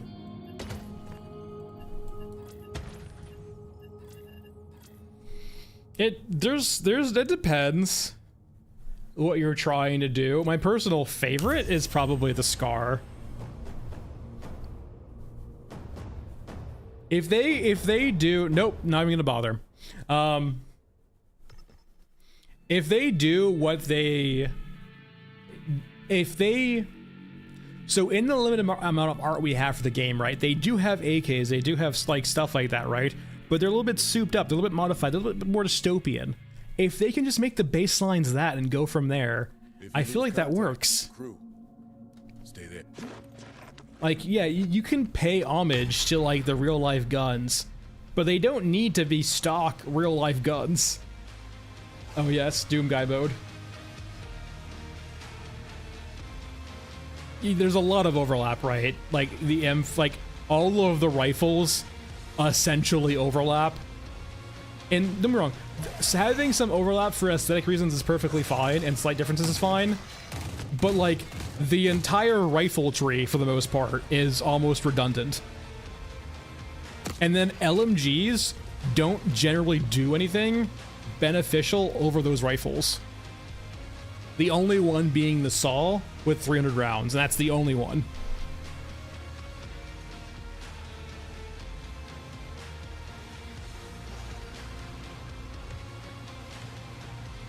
Hello.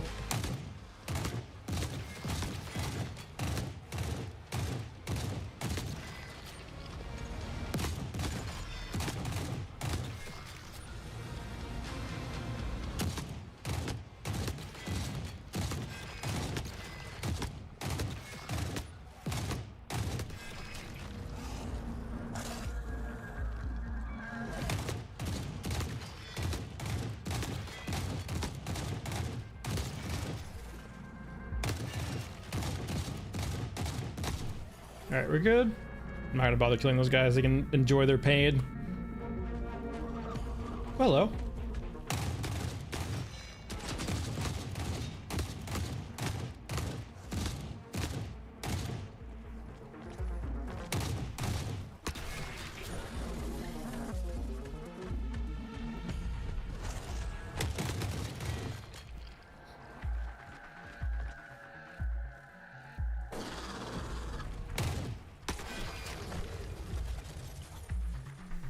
Yeah, the SFD, it's like one of the few examples, right, where you have a gun that actually has some upsides over the regular rifles. But the M4, the AK, the G36, just, there's a lot of overlap.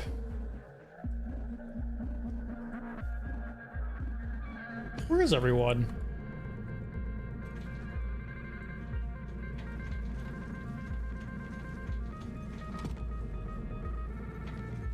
I also feel like there's some conflicting vibes too. Like this game feels like grimdark diesel punky. And like having so much polymer in the game and the guns just feels a bit wrong.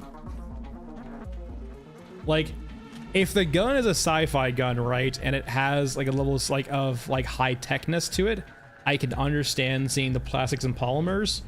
But for most of these rugged guns to not be mostly metal or like just, yeah, metal, it feels weird. All right, civilians, here's the rule. Freedom is over here. Friends are over, well, sorry, enemies are over there. But if you consider them friends, you'll run over there. Essentially what I'm saying is, if you want to live, go this way. If you want to die, go this way. If you go to the left, I am assuming you're a cyborg. Sir, I warned you.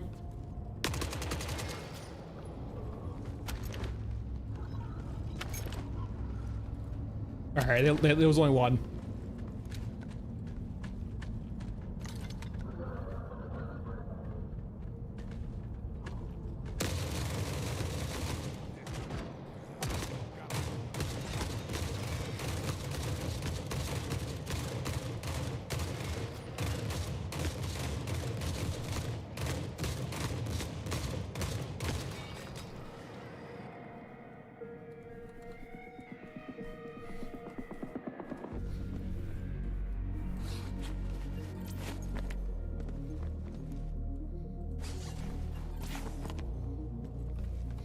For those unaware of the context, so back in the earlier days of the game, those civilians would make the same sounds as cyborgs.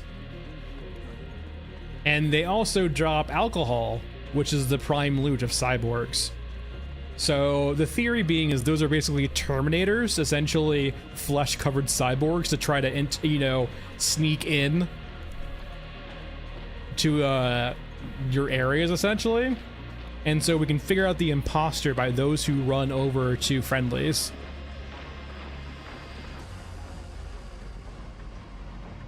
The movement is rough, and I would say partially Zay too.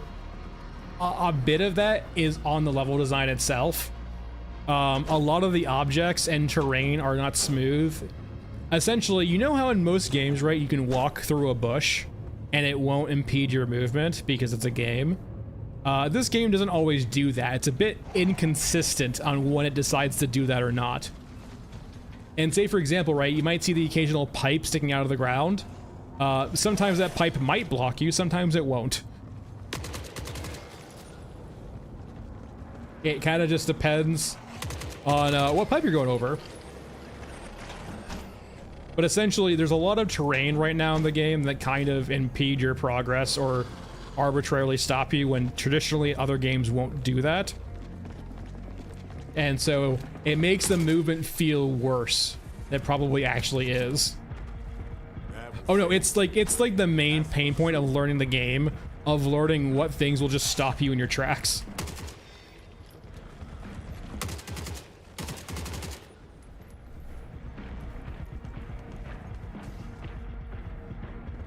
Oh no, I mean that's a problem with the recoil right now, Lil Papa too. Is any gun with large magazines, or even like most non-rifles, right? If you fire after a short burst, the spread gets stupid crazy. SMGs are really bad now for that reason, right? So, essentially the way bullet spread works now is dependent on the gun. The longer you fire, the more spread the gun has. Which is kind of silly. Like, it goes, I mean, a couple MOA, sure. But it goes from like, hold on. I can just show you guys. It goes from like a couple MOA to like ludicrous by like a factor of like 10 or 20. Hold on.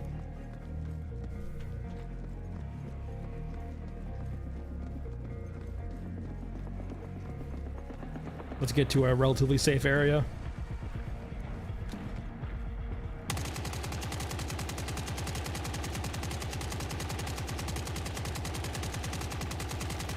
All things considered, this gun not bad, but like that's mag dumping a magazine. That.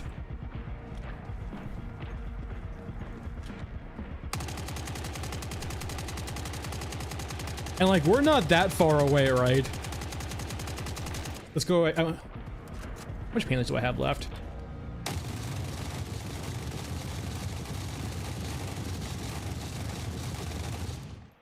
Alright, we're out now, but like, and that's like essentially every gun. The SMGs are really bad too. It just, essentially, the longer you, like, it's weird. The guns have a quick kick up right now. So like at the second, third, fourth shot, they kick up a lot and they'll be off target.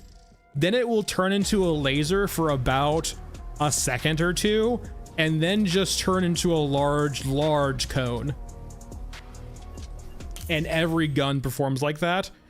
The time it takes to going from laser beam to cone changes depending on the gun, but they always have that result, right? Where they will always eventually turn into that cone. And the cone is not bad, it just feels really exaggerated right now. Like, yeah, you shouldn't be able to full auto things at long range, but you don't need a lot of spread to stop that.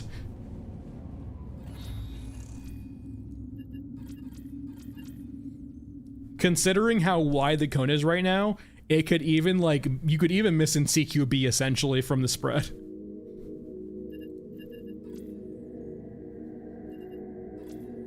Let's see if we can get Nighttime Frozen Swamp. Let's bring an SMG in too. SMG.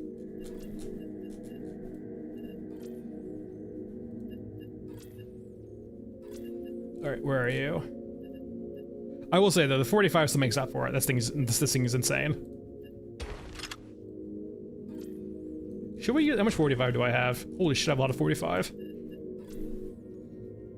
This is one of the best guns of the game. It's not even close. The Spectre 45 does more damage than most rifles, can have a silencer right off the rip, and also just has a 50-round mag immediately with no upgrades. It's beautiful.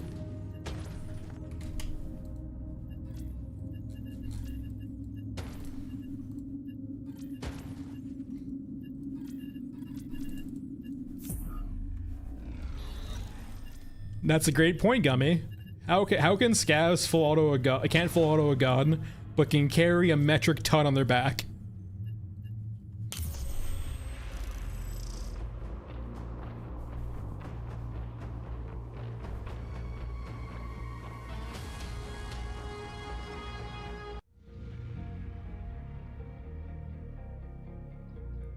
I mean, Michael, keep in mind too that we're not that long range, right? Like, the MOA on these guns in full auto is ludicrous.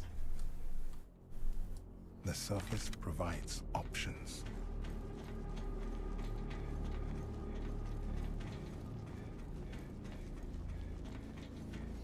What was the actual amount he can carry from gold bricks or something like that? I remember it was like something like obscene, right? If you have like inventory full of gold bricks.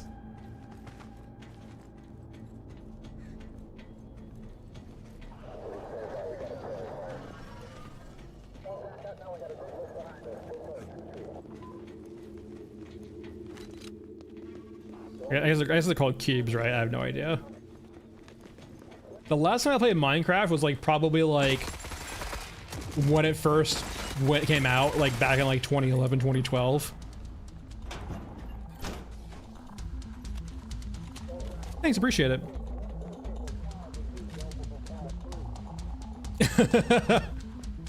No big deal. We merely have a fraction of Steve's power.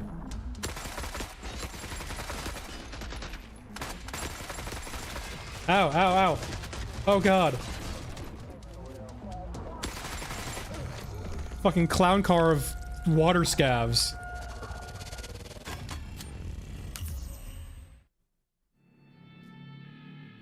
They do indeed hurt.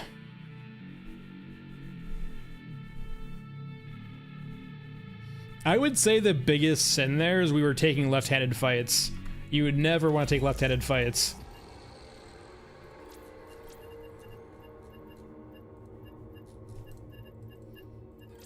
So we probably should have went up there from the right-hand side so we can actually have some cover.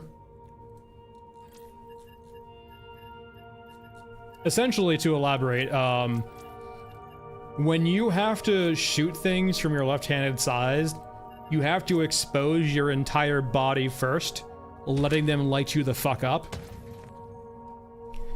But if you do it from a right-handed side first, you only expose a small portion of yourself before you can start shooting. And so you can save yourself a lot of damage that way. And because we took a left-handed fight, we got our asses ripped apart. Or yes, I did.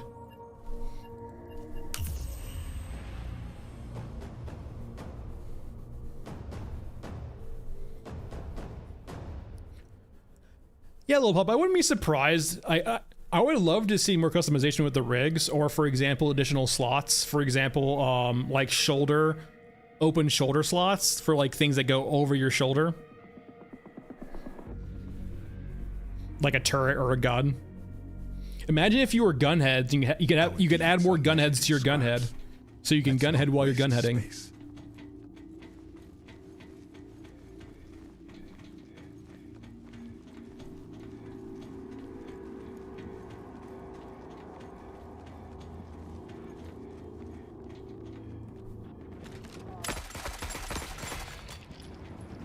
Hey Kayla, how's it going? Alright, so this time we're gonna go to the right side here.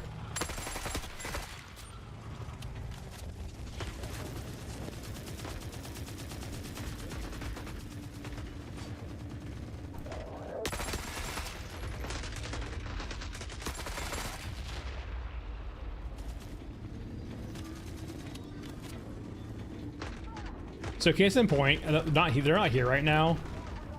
But like when I want to shoot these guys, you can see that like when I'm not ADSing to see them, I'm like entirely exposed. Even if I left hand lean, I am still insanely exposed from the left hand side, right, where I can get lit the fuck up.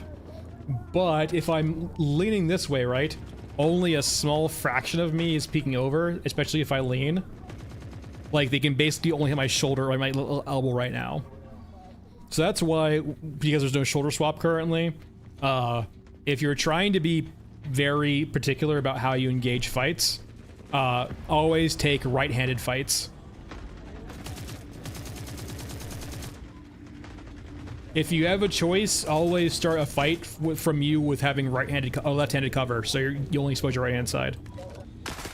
And that will change when they introduce, you know, arm swapping. It's a pretty common, like, trend, too, in games like Counter-Strike, for example, also. And just the way how, like, yeah, you know, vision works.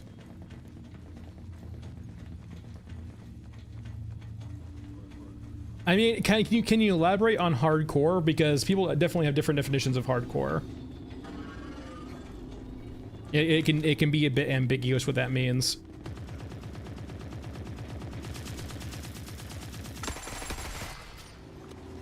Yeah, let's head over to the right here and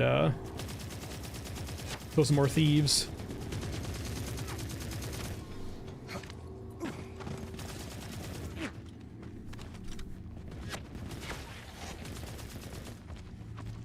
Huh. Is that more than... It feels like it's more than you actually would normally have. Wait. You lean more when you're looking up?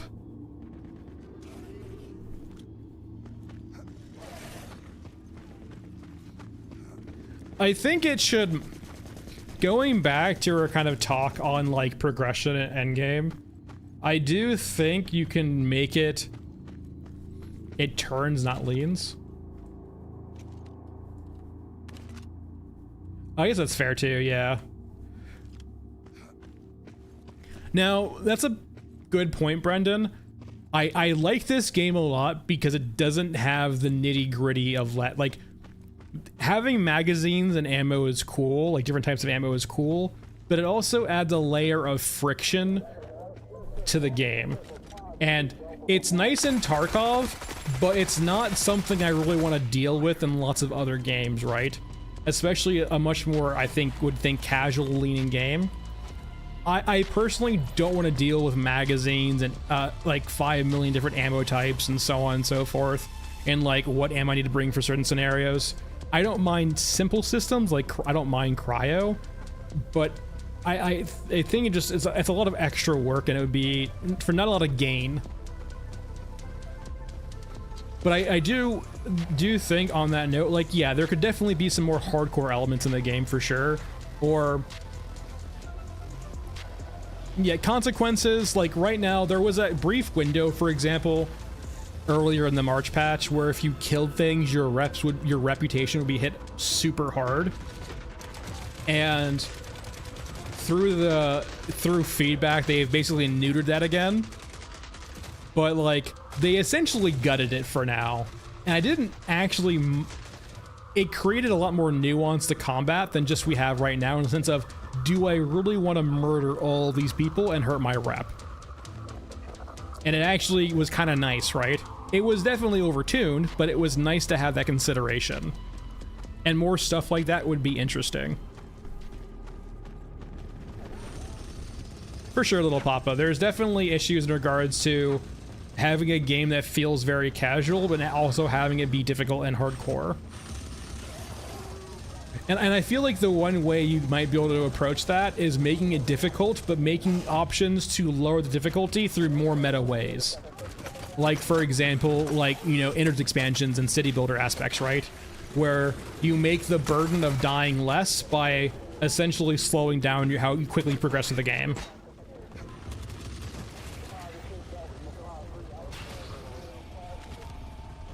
End of April, May, June, yeah.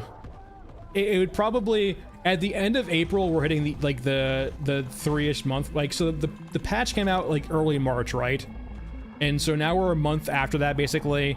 End of March, sorry, end of April, early May would be 2 months-ish. So yeah, between May and early June, I would imagine. Their general trend's been 2 or 3 months per patch.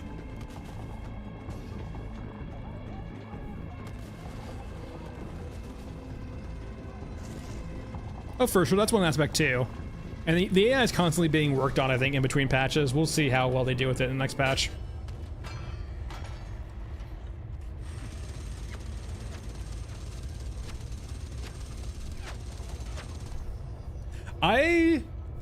I mean, I have been passively questing and killing things, Michael, this entire time. I have never actually gotten to red rep with any faction. I get down to the high yellows and then just sell a few things and I'm back up to green. I have never had a scenario where I'm actually like at risk of going into like very poor reputation.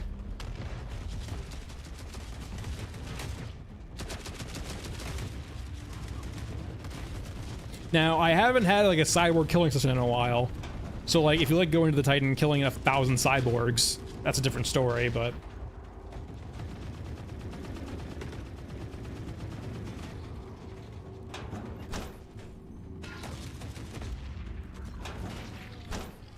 yeah, I mean, thankfully too, Little Papa, it's not over the holidays now, because there's not really there's not a holiday to break that up now, so I imagine if it does happen again, it'll be a much quicker fix.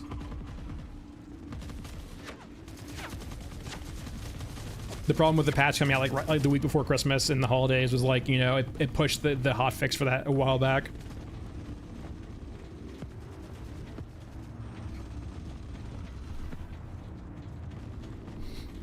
Oh, but no, like, yeah, it's perfectly fair. Yeah, like the pathfinding is pathfinding collision.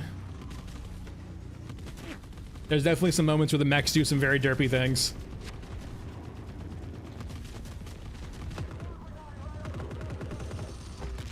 And on the note too, right? I'm not the biggest fan of the HUD either. I do miss some of its functionality, but like ultimately, like it's hard too, because I would never call the HUD bad. Like I would call animations bad. I wouldn't actually call the HUD bad, but it's just off-putting in regards to the ambiance of the game, right? Did he just kill himself?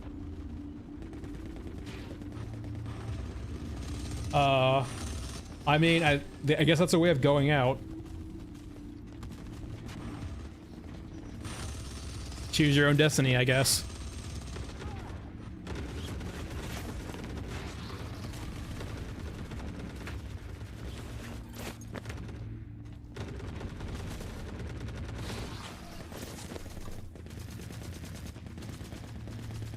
I imagine, Gummy, we're going to see that eventually.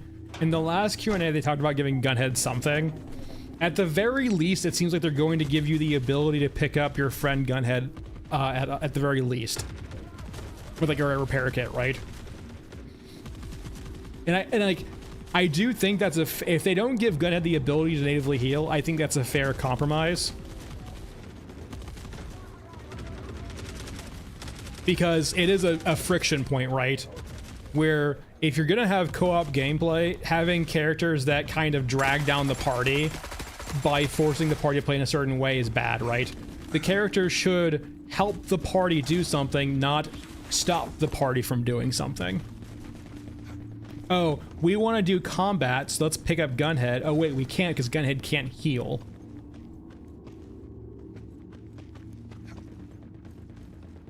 Yeah, I don't know how they're gonna approach it, Little Papa. I haven't really thought about myself in approaching it, but I could see a compromise. I don't see them giving Gunhead everything, right? But I can see compromises being made to make sure that that friction's removed. But that friction shouldn't come up in the first place too. That's my more bigger point in the sense of when you have co-op gameplay, the characters need to help the party do something, not hinder the party.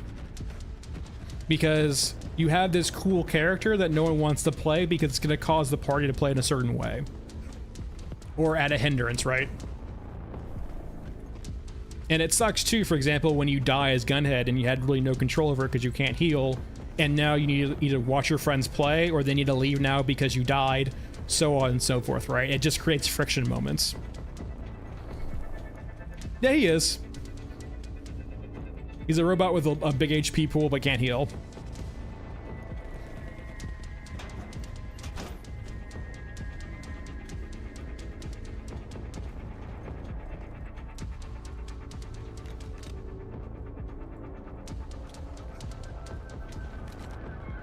Yeah, I think that probably goes into the fact that the characters are probably underbaked right now in regards to like their actual feature set.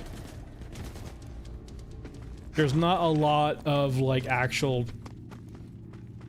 I mean, there's enough, but like at the same time, in regards to actual like making the characters unique, there's not a whole lot.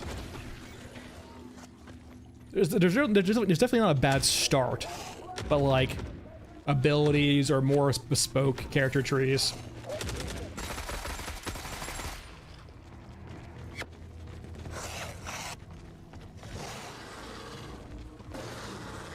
Baby load.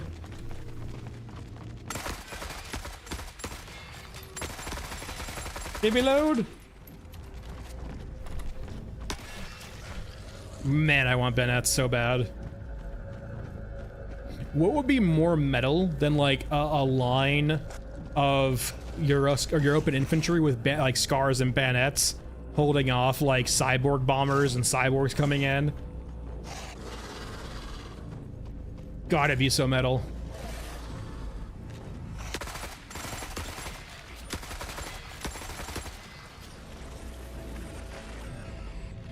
Hell, you could even go as far as like going back to like the whole musket and pike days. Oh, that would be so metal too. So back in the day, if you're unfamiliar with like the musket and pike days, right?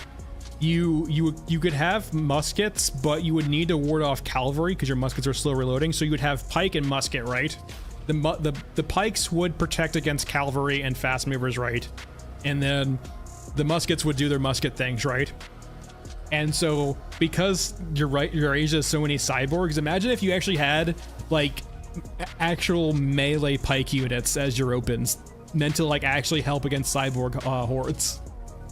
I wouldn't probably see that being a thing, but it would be cool.